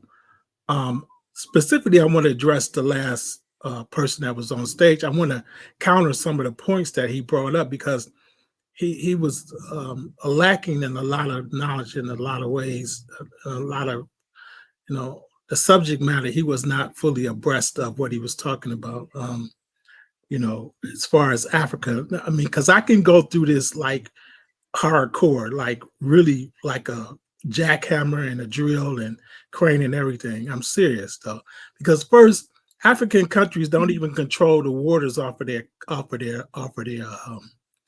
they don't control the fishing. The Chinese come in and just railroad their fishing. They come in and railroad the minerals and so forth. They come over this. That's not the only place. That Nigerian situation that just came up, that's not the only place where the Chinese have come into these African countries and just railroaded the people. They had a place in Nigeria. This is not even the first incident in Nigeria where they come in there. Nigeria is the most populous, quote unquote, black country, sub-Saharan country in Africa. If you cannot even control the most populous, over 215 million people live in Nigeria. So you can't even control the most populous. They produce the most oil in Africa. So you're telling me that the Chinese They had a factory over in Nigeria where they locked up the people in the factories and wouldn't even let them go home for like months. They had them over there like slaves. They wouldn't even let them go. This video could be found on the internet. I don't want to go too far because I can go through each and every last country from Mauritania to Libya, talking about the slavery and all of these different countries, how the Africans from the sub-Saharan run up to these countries and put in slavery. I mean, I can go in on that. So don't come up here saying that craziness. And I'm gonna back down because I don't want to be taken in the wrong manner. But African does not have sovereignty. If you look at the French foreign country with the French and all the things that the French has been doing over there, stealing that uranium for 25 cents on the kilo, you know what I'm saying? And they control all those 15 African Francophone countries have to put their money in their bank. Africa does not have sovereignty. So that's a lie. Stop saying that. Stop saying that kind of craziness, because you before the world you looking like idiots when you say that kind of stuff. Hey, Sadiko, I love to give a moment for one of our panelists to just chime in. Hey, Black, it seemed like you have some disagreements with what's being said at the moment. I'd love to hear your opinion. I mean, does Africa have corruption where, you know, foreign powers have their hand in it? Yeah, that a lot of the countries are products of colonialism, so they still have remnants of colonialism. But just because those people have interest in those, they don't mean they have full control. They still control. They still have black presidents. They still have black police forces, militaries, things that Black Americans don't have. They do control that. Now, are they controlled and corrupted? For sure. But Africa's a continent, so the Chinese don't have interest in every African country. They're not in Ethiopia. There are plenty of places where the Chinese have absolutely no interest. Yes, they are in Ghana in some places, but I always like to know, like, when people speak like this, which African countries they've been to where they've seen Chinese are Indians or these different foreign people having real significant control on those people in those communities. Those people run their own communities, they run their own governments, and they have corrupt leaders like everywhere else on this planet that that have greed, that get corrupted through their own conditioning, their own program. It's not a utopia over there, no. But to sit up here and say they're not sovereign when they own everything, it's crazy. They do own it. Just because people have interest in it doesn't mean that the Chinese own it. They have deals with them. You know, they're building bridges, they're building infrastructures in different places, but they also have 5-year permits. They also have 5-year land grants where you can't own certain things for a certain amount of time. But which country did you go to where you looked around and was like, damn, the Chinese have taken over? Get them, caller. Okay, so let me. Hey, caller, before you hop in, so we got a couple more behind us. I'm about to let you respond. Don't worry. But I got to put it on a time limit. I'm gonna give you a minute 30. Kind of give your response. Again, we appreciate it. This is again fire back and forth. We enjoy being challenged. Like, the main thing of this show in general is to push the idea that Black people aren't a monolith, and that, like, through healthy dialogue we can get to solutions. So with that, love to hear your opinion. Minute and a half. Okay, so let me just drill right in and deal with this immediately, because I just mentioned the Chinese. Do you want me to talk about Great Britain and the Commonwealth countries? I want you to start with the country. Start with the country you've been to where you saw them having significant control. So I haven't been to Africa, so I'm not going. I'm not going to pretend like I've been to Africa. Okay, that doesn't disqualify me having an assessment. It disqualifies you very well. Let him finish. Let him finish. Hey, Black. Let him get his point out. Let him get his point out, because we got him on a timer. Give him his time first. Okay, so these are renowned points that can be proven with any scholarly periodical or works that can be presented readily from people who have not even been to the country, for people who've been to the country. This is not something I'm saying. We all know that the British Commonwealth, they speak English. They have English names. So let's not pretend like they not control, that the British don't still have control in Africa. Like the United States in the doesn't whole have bases. continent. Hold What on, country? you cutting me off, and that's allow being him to, disrespectful. you got about 30 seconds left. Yeah, Right. continue So and finish it up. okay, so don't pretend like the United States doesn't have bases over in Africa, that they don't have bases all over Africa, the Sahel region and so forth. Don't try to disqualify me by saying because I haven't been to Africa that I don't know anything about what's going on. I live in America. This is the most powerful country in the world. So all the information that's filtered through the world, we live in the information center. So what comes through America, you can just about guarantee that there's scholars who have studied this over and over. It's so many of our scholars that went over there and have studied. So I'm going to leave it there, but trust and believe. We all know what I'm talking about. We all know that there's the French over there, the British over there, the United States is over there, the Germans are over there in Namibia. Don't pretend like these countries are so 5 seconds. You're being disingenuous when you say that. I did deny that. Hey, G, hit the horns. You got to hit the horns for All right, yeah. Bam, bam, bam, bam. We just go, yo. Hey, it's fiery. It's fiery. It doesn't matter how you feel. It's definitely fiery, and it's fire. You know what I'm saying? It's a fire dialogue. Sudoku, don't go anywhere. I'm just gonna put you backstage. All right, just sit tight. Oh, looks like Kofi left us. But before A Black, before you respond to that, I wanted to give Trey a chance to jump in. Kofi's back. I want to give Trey a chance to jump in, and I want to give Kofi just a brief moment to respond here before we let up. Looks like Kato is backstage and want to speak to it. So Trey, I know you had some stuff you wanted to respond to from the Kofi convo and what from Sadiku said. What you got there, Trey? Man, I just co-sign everything that the last caller just said, man. Like, I don't even have to like repeat anything. I would just say that all this gaslighting, you can't do that anymore. It's the information age. I can look up and see a documentary. I can see firsthand accounts. I can see interviews in 4K. I see the shit. I see what's going on there. Misinformation age. No, it's not. I see it, bro. They take the whole GoPro. Until you see it, bro. These towns. I've seen the man walk through the alleys with a GoPro, like in live time. Like, you don't see it. You don't see it till you see it, bro.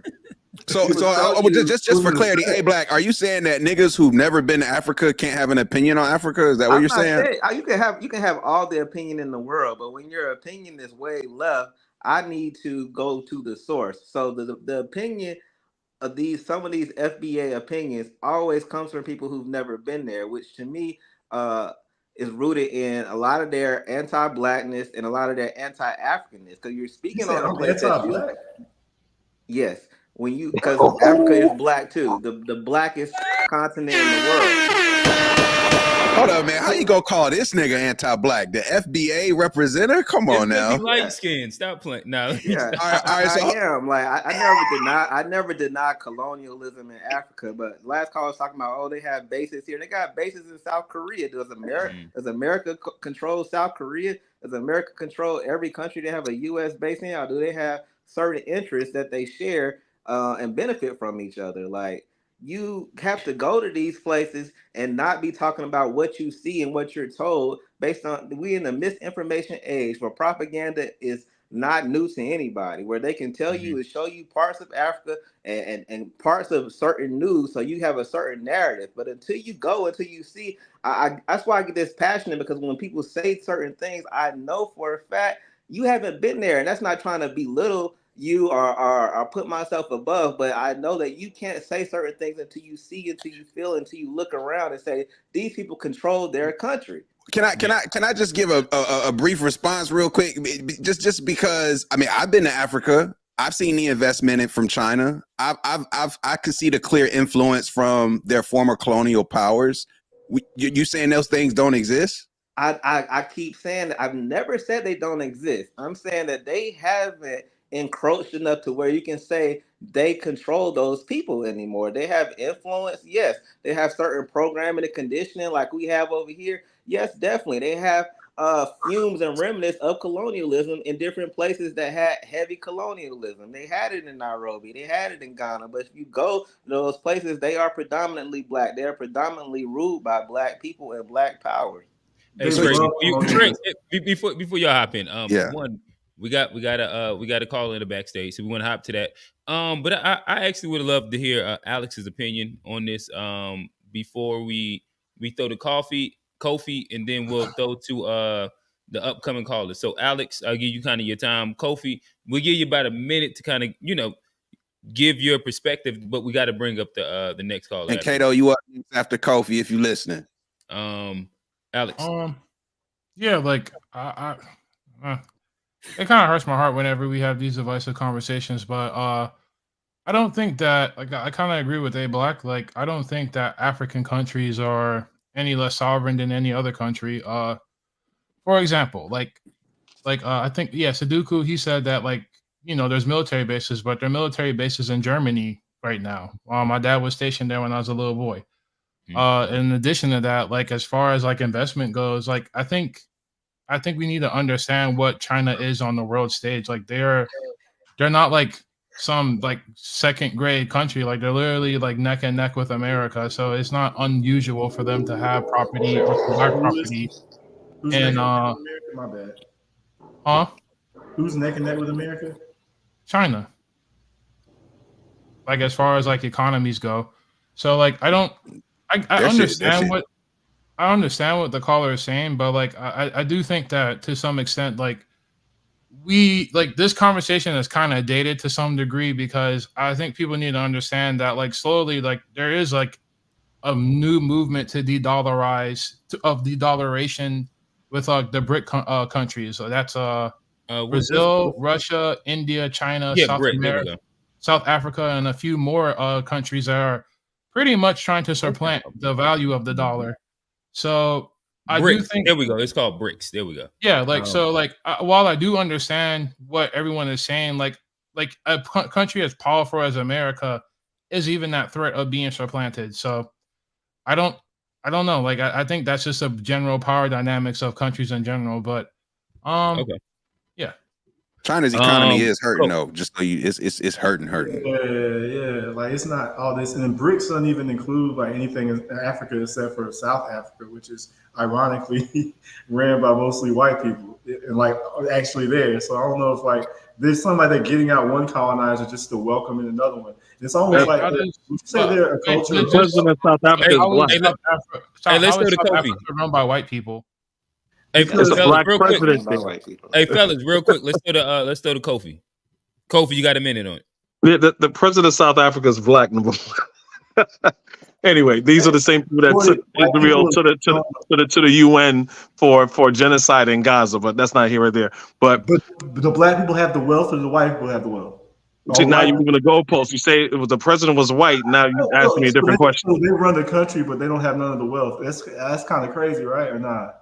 See, we're gonna go into something different because he's changing the subject. South Africa is been dealing with its history, right? Because you have three groups of people in Africa. You got the indigenous Africa, you got the Afrikaners, which are the white people, and you have the mulattoes. You have these three large group of people that are there, right? So it's not gonna be as easy. Pretty much, it's more like America. If you want to be honest, man, it's a multicultural country, just like America is a multicultural country. The only difference is it's more black people in South Africa, right, than they do here in America. But anyway, to the other brother's point, to the last caller that came before me, he can answer a simple question: is China what country in Africa is being taken over by Chinese? He can answer it because it doesn't exist. And that's a false dichotomy that he's trying to draw. Two, he didn't know what he was talking about when he was going to use Mauritania. He's going to use a North African country that is not ran by black people, is ran by Arabs. So to use that as of black people who don't have sovereignty, he doesn't even know the political dynamics of those countries, right? And when I was on here last time, speaking to the brother in the bottom in the right-hand corner, I want to talk about delineation. I know you don't like to talk about these conversations and stuff like that, but FBA is all about delineation. Their king, their czar, their prince of FBA of Tariq Nasheed always talks about delineation. So if you want to delineate, this is why we have these conversations. They feel that they are on a pedestal. Brother in the middle in the blue shirt, you may not feel like that, but I'm addressing this because this is the FBA charter as far as what they believe. Once we leave this space, for sure. Okay. So I'm not. He can't call foul here. So this is why we having this conversation, because about sovereignty. Black Americans are trying to get sovereignty, and my whole thing is like I look at what you want. Once you get what you want, you are, and you just said it yourself, you are going to be in America. 30 seconds. Fine with white people because they gave you something. So you, in a way, FBA believes in Pan-Europeanism. They believe in Pan-Americanism. Pan-Africanism benefits all Black people, no matter where you are. Us depending on ourselves, no matter where you are. So FBA has a Pan-African mentality. Is just in a culture's way where it just comes to Black Americans. No successful group in America just depends on itself without foreign influence. It don't matter if they're white, European, Asian, they all have a place where a base. If America was to burn right now, they all got a place to go except for Black Americans. And I think that's the problem. Thank you. Appreciate you, Kofi. As we're bringing up the next caller, it sounded like he went the route of, I think we had a commenter last week. He said FBA is tethers for whites. What do you think about that, Trey? Man, I think it's crazy how foreigners come over here from the places that enslave us and telling us that we should go like have some camaraderie with them when they literally never did anything for us. And anything that they get, we started these global movements. We fought to free them from apartheid, and we fought for them to come over here. So any smoke at all from people in the diaspora needs to be immediately checked, and that's okay. And if we want to be our own lineage, then that should be okay too. And then if we want to call them a tether, what's a tether? It means you're trying to tie yourself on to something else. They're trying to tether themselves on to our agenda and then benefit off of that while looking down on us. Just go do your own thing, preferably. What Pan-Africanism needs is for the diaspora to go build up their homeland so that way they can contribute something. Because right now, what are they contributing to us as FBAs when they have a homeland that they have to flee? Like, what do we gain from that? Nothing. I think one thing too, I just want to add to the conversation talking about like the sovereignty over in Africa. I think it's two main points I want to bring up. One is the fact that there is something out there called a colonial tax that exists. And this is something that where even though you're a sovereign nation, you pay a steady tax to your former colonizer. So it's mostly former French colonies. I'll give that. Like, it's not usually a British or a Portuguese thing, but it's very heavy in the former French colonial system, which definitely reigned in Africa. So it's kind of tough to feel like you have this sovereignty when you're essentially paying this unnecessary tax just because they came in and built all the infrastructure and so forth. So that's one thing I think that's at play here. And then the other is like, okay, if we talk about so if we talk about this idea of sovereignty, okay, you've got colonial tax, but then on top of that, it's like the different sort of what's the word I'm looking for? Like the amount of tariffs, restrictions, your ability to facilitate trade and do things. Like, for example, when I went to Kenya, one of the biggest imports is coffee and tea. That's one of their biggest things, the coffee and tea. Why do they have to export their coffee, get it processed, and then re-import it back to Kenya? Why would they have to do that? It makes zero sense. But it's because they don't have control of their resources. They literally grow the coffee in Kenya, export it out the country, and then they re-import it back into the country to sell as a good. Like, why can't it all just be done in house, right? It's because but G, like this, for you to say that, like, isn't that how cars are made? Like American cars are made. Bro. No, bro. We're talking about fresh produce. We're not talking about like a Hey, supply G, I got a chain. question. I got a question. What would you say about like there are like movements in Africa where they're taking, like in Zimbabwe and South, where they're re-nationalizing a lot of the assets from these former colony states. That is happening in Africa. That's one of In the some big places. movements. Yeah, in some places. Yeah, not all over, but that is something where you can see them trying to get their sovereignty, but the fact that they're having to do that almost means that they don't have That they don't have it. Yeah, I mean, even like Nigeria, the people brought Nigeria is the biggest oil and gas producer, but the biggest exporter of oil out of there, I think, is Shell, which is a Dutch company. So I mean, again, it's like if you don't have control over your money or your resources, mind you, these countries might have black people on the money, but their World Bank isn't owned by black people, right? So if you don't control your currency, you don't control what you actually produce on your land, then what do you control within the land? You know what I'm saying? That would be my argument. Man, hey, can I throw something out real quick? Sovereignty is you to have your own free will. Real quick, sovereignty is to have your free will. And I think a lot of these countries in Africa, they love Europeans so much, and they're so in tune for this like broken servitude that they are not. If they're doing this, like they're doing what they want to do. I think the leadership would just rather just get the money, and they don't really care about the people. So like they have the numbers to do better, but they just choose not to. So is that sovereignty? Maybe if you choose to stay on the plantation. I don't know. Hey fellas, before we answer that question, we do have a call up. Caller, I'd love for you to introduce yourself. We'll give you about a minute and a half just to kind of let us know what you think. And of course, I'd love for you to answer the initial question of the actual show. We're talking about Black economics, and we're speaking about, do you believe that pretty much whether it's social equality, we could wrap it inside the guise of socialism, or do you think that like the need for economic push would be more beneficial for Black America, FBA, and we could branch it off to Pan African if you're Pan African. Hello, thank you guys. Pleasure to meet you. My name is Kato. Also, peace and alafia. I want to thank you guys for setting up this space, and to see like Black men having these serious conversations is so important. And I think we just need to acknowledge that first. Really appreciate that. And secondly, I'm like completely against capitalism for saving Black people. Slavery was a business. That's how we got into this. It's not how we're gonna get out of it. We just saw what Diddy did with all of his money. Diddy was being Diddy with his money. So we already know how like Black rich people act. There's not going to be any technology or any amount of money that's going to make us act better. And we can't ask white people to make us act better, but we can still ask for reparations.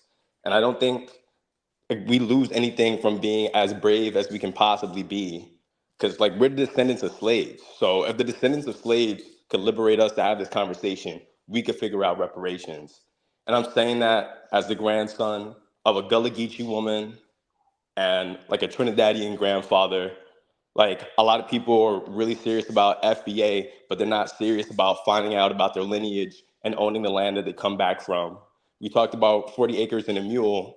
If you look at the Gullah Geechee corridor, there's a heritage corridor in the United States that's recognized internationally as the ancestral homelands of Black people, and we're not fighting for it. And I don't hear like Tariq talking about it. So like all in all, like support Gullah Geechee people, support Native Black people, but also like this is a Pan-African movement. It's only gonna happen through us uniting together. The white people have to click up to divide Africa, so we're gonna have to click up to liberate ourselves.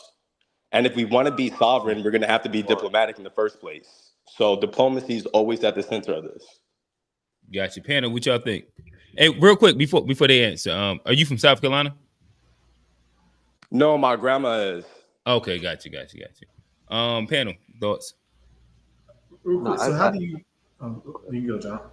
Well, no, I was gonna say I agree with a lot of what he said. I think there's a lot of insight. But yeah, I'll let Trey. Trey seems like he might. I would say like uniting with the diaspora would be good. I would like for that to happen, but um, I don't. I think that the movement needs to be with FBA. We need to look out for ourselves, and I also think if we do that, that may motivate. Like you see these reparations movements jumping up in Haiti now and in Africa. And I think when we fight for our liberation, other people take the lead. And I think Pan Africanism has kind of become this thing where people like tether on to what we do here and eat off of that, and then they don't really do what they need to do back at home, and then that becomes something that's not the most conducive to our own liberation. So I think it needs to be an agreement to where we say we'll do this for you, but you must do this for us. No more freebies, and then I'll be okay with Pan Africanism. Just to jump in really quick. How can we do that? Let Alex go real quick.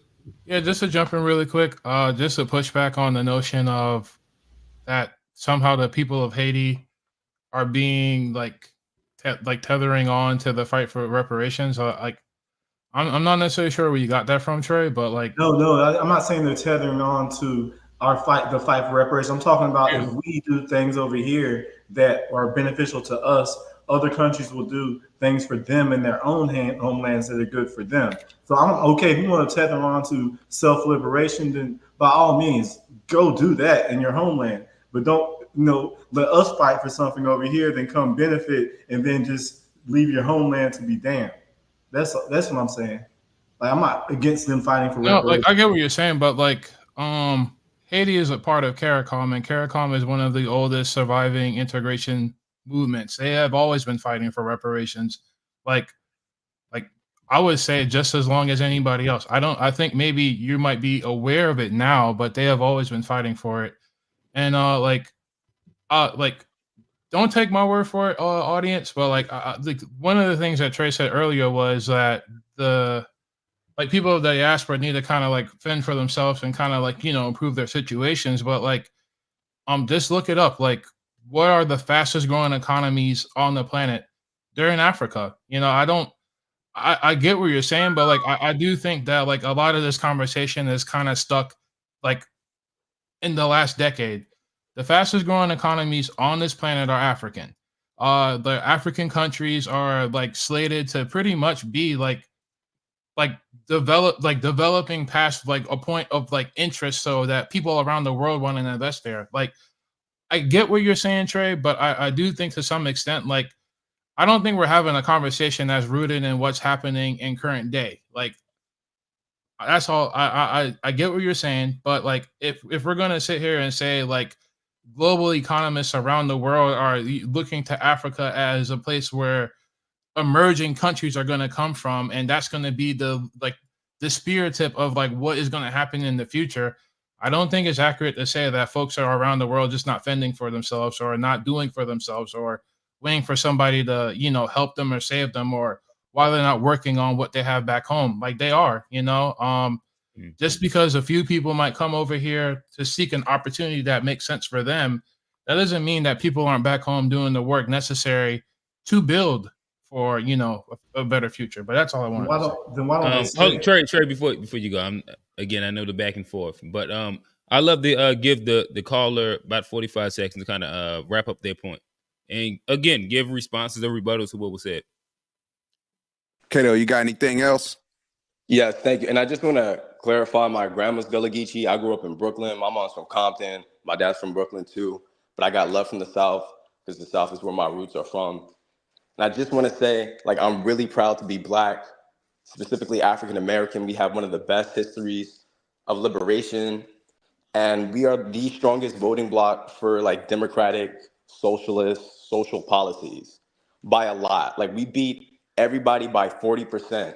So if we start trying to like split hairs between Africans and Caribbeans, like Mexicans voting conservative, Asians voting conservative, white people voting conservative, we are the main bloc that prevents people from like Donald Trump becoming president. So like if we don't stick together and focus on these policies, like they're making it illegal to protest in America right now. And we out here arguing about like what part we got colonized or enslaved from. And I think if like Harriet Tubman can figure out how to get us together and she can go to middle school, like we can figure this out. Gotcha. All right. I dig it. I dig Appreciate it. you, Kato. Much appreciated. We got one more who back. Sudoku. My bad if I keep fucking that up, my man. But I know you got something else you wanted to say. So let me bring Sadiku back to the stage. Sadiku, you back up. Can you hear us? Well, I'm here, brother. I'm here, brother. Thank you all. You know, I want to accentuate the point that he was making about brothers having this conversation. That's very important. That's one of the reasons that I'm here. But I do this for real, and I do this 24/7, 365. As far as what we're doing with FBA, what we're doing about reparations. I've been in the reparations movement for quite some time. Without saying, you know, I've been in reparations for 30 years. So I understand full throated what reparations is about. Trey is right when he says that they're trying to tether on to our reparations. They don't do the work. South Africa had the chance to get reparations, what they should have got reparations during the Truth and Reconciliation Commission. I was in the fight for South Africa, demonstrating in DC, just like the Palestinians, when we was doing our apartheid for South Africa in the 90s and the early 80s, when we was fighting to get South Africa free and having demonstrations at the council and so forth. They were supposed to go for reparations. Instead, they ended up with everything but reparations. They still don't own 20% or 10% of the land. The whites there. But I wanted to go a little bit farther with South Africa, and I don't have a problem with South Africa, really, but they did mess up their reparations, okay? Because I watched the situation on television every day with South Africa. I watched the news every single day. I was deeply involved with the apartheid movement to end apartheid, with the disinvestment and everything.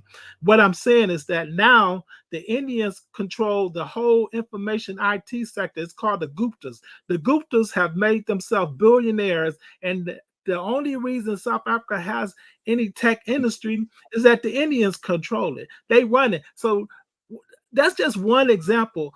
To go further back on Nigeria and say Nigeria has been producing oil, has oil in that country for like 70 years or more. 80 years, and they send their oil out to be refined. They don't even refine their own oil into gasoline, diesel, or anything. They have to send the oil back, and it comes back to them as gasoline and diesel because they don't refine. That's the same thing you was talking about the coffee and the tea. The same thing about the cocoa in Ghana. But I just want to cement this one last point because I'm not being hard on them. I'm saying the FBA is going our own way. We're going to do our own thing because we are the lineage, the warriors of the lineage. We are the warriors of the diaspora. We're the ones who produce and make things happen. They're not going to make things happen. We have already proven our track record states what we're capable of doing. We've come from out of slavery all the way up to having our own schools. 15 seconds. Colleges and universities. Just let me close with this. Ghana, the president of Ghana was supposed to sign off on that LGBTQ thing. He did not sign. You know why? Because the World Bank and the IMF twisted his arm, and he can't even sign for his own thing that the country wants, that they want LGBTQ. He can't even sign it. And when they decided to have that Pan Africanism conference 2 months ago, he decided at the last minute that less than 24 hours from the conference, all those people was there, and he called off the conference at the Pan Africanism conference in South Africa. Don't tell me that Africa has sovereignty. They don't have any sovereignty. Thank you very much. I appreciate y'all letting me come. We appreciate that insight. Yep. We appreciate you. I'll throw the A Black I seen in the back. He say South Africa has gotten more reparations than us. Talk to us, A Black. Nah, I was just saying. I mean, he was kind of, belittling that movement, but I'm saying they had their movement of reparations, and A lot of them did get it. It wasn't the large majority that should have, but a lot of people did get their land redistributed back. I actually met the billionaires who own the platinum reserves, 80% of the world's platinum reserve, who had their land taken from them from about 20 years, won the lawsuit, got their land back, and now their family is one of the richest families in Africa, in South Africa, and they didn't go and buy a bunch of Gucci and shit. They built schools, they built hospitals, they built up their whole town and community with the new resources that they had. So I was just saying, it's like, I don't know what this whole thing is about dissing Africa. Like, for one, it's a whole continent. So we looking at particular countries and these exceptional moments, but there are blueprints, as Trey was saying. I mean, not Trey, Alex was saying, like, these countries are progressing at light speed right now. Like, you look at Rwanda, you look at and that doesn't take away from the corruption that's going on in the Congo. That doesn't take away from the poverty that's happening in Nigeria and in certain places. But, you know, two things can be going on at the same time, and these countries are rapidly progressing. And as somebody said earlier, if this shit does hit the fan, where do y'all want to go? Like, where do people of color want to go if they say y'all niggas got to get up out of America? It's like, I don't know what the nitpicking is of Africa. Like, nobody saying it's perfect. Nobody saying it's a utopia, but plans are being laid, and you know, the 7 of times I've been, and I'm going back in June. It's just like in your own neighborhood. If you in Charlotte, you leave Charlotte for 3 months, you go back to some spot, you're looking around like, now you don't recognize it no more.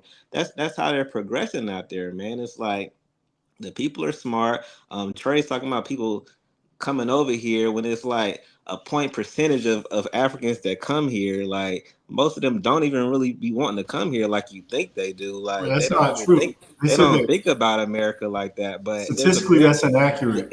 Hey, fellas, real quick. The immigrant numbers are small. Hey, They're not Black. coming here taking nothing from you. Hey, Black, let me jump in really quickly. So we're gonna kind of wind down and wrap up the show. As y'all see at the bottom, as y'all see at the bottom, we're gonna give 1 minute for everybody to kind of like say their piece really quick. Shit, we probably got to put it about 30 seconds now. Yeah. So I'm gonna put 30 seconds pretty much. Say your piece. Let everybody know like your ending thought on it, and we'll wrap the show. We'll start with G. Yo, man, once again, I appreciate everybody, not just homies here on the panel, but of course, man, we got another 50 plus that will stand with us consistently through the night here on a Wednesday. So shout out to all y'all, man. And Alex, this is what I say. Make sure you follow at GSHPOD, where we focus on family, friends, finances, freedom, and our future, and fuck everything else. That is the G Shit podcast, all right? But no, appreciate y'all for joining, man. All right, Johnny, you got 30 seconds on the clock. Oh yeah, hey, I appreciate the convo, appreciate the panel. When you land capitalism, socialism, let us know first. Appreciate. I just want to say I appreciate everybody. It was a great conversation. I'm still, I'm still debating right now. I'm probably a little more capitalist, and we got to do it ourselves. But we're gonna continue talking. It's a good convo. All right, got you. Alex, you up the bat. Capitalism, socialism. Where did you land at through this conversation? 30 seconds. I land on socialism because I think that is the only path moving forward. Anything other than that is going to be inviting in a death cult of blood sports. I'm built for it. I'm ready for it. Me and my family will be fine, but I don't necessarily think that's going to be the path moving forward for an entire demographic of people. But that's just me. Got you. Trey, FBA Trey, talk to us. 30 seconds. Say FBA all day. I appreciate the callers that came through. I like how we gave that more time to time because we always talk about FBA, but when we get to talk about the diaspora, and that comes up, that's a very good conversation because a lot of information, and you have a level-setting conversation and explain a lot of this because a lot of them call FBAs xenophobic just because we have different ideas for empowerment. But I think all that will come out in conversations like this are good for that. So Power to the people. Reparations. Gotcha. Let's go. I knew you was a socialist. Now I'm fucking with you. A Black. Yeah, as far as capitalism and socialism, it's hard for me to pick either. I think it should be a blend of both in some Mixed type of market. way. I think it's benefits in both of them. But yeah, as always, it's an honor to be on the show, man. Like I respect everybody on the panel, even though we push back. I learned a lot from everybody on here. You know, one of my favorite quotes is from John Henry Clark. Say, I only debate my equals, all others I teach. And so, man, I just want to let y'all know I learned a lot from y'all, and I only debate y'all, man, because I respect everybody on here, and you know, y'all make me want to learn more every week. So appreciate it. It's a fact. And with that, we're wrapping up this episode of Unpacked. Catch us every week, 9:30 on Wednesdays. Again, I'm To Be Fair show. That's Sundays, 4:30. If y'all want to tap in, we talk about a lot of popular culture stuff. But again, this has been amazing panel, amazing audience, amazing call-ins. We appreciate y'all. Until next week, peace out.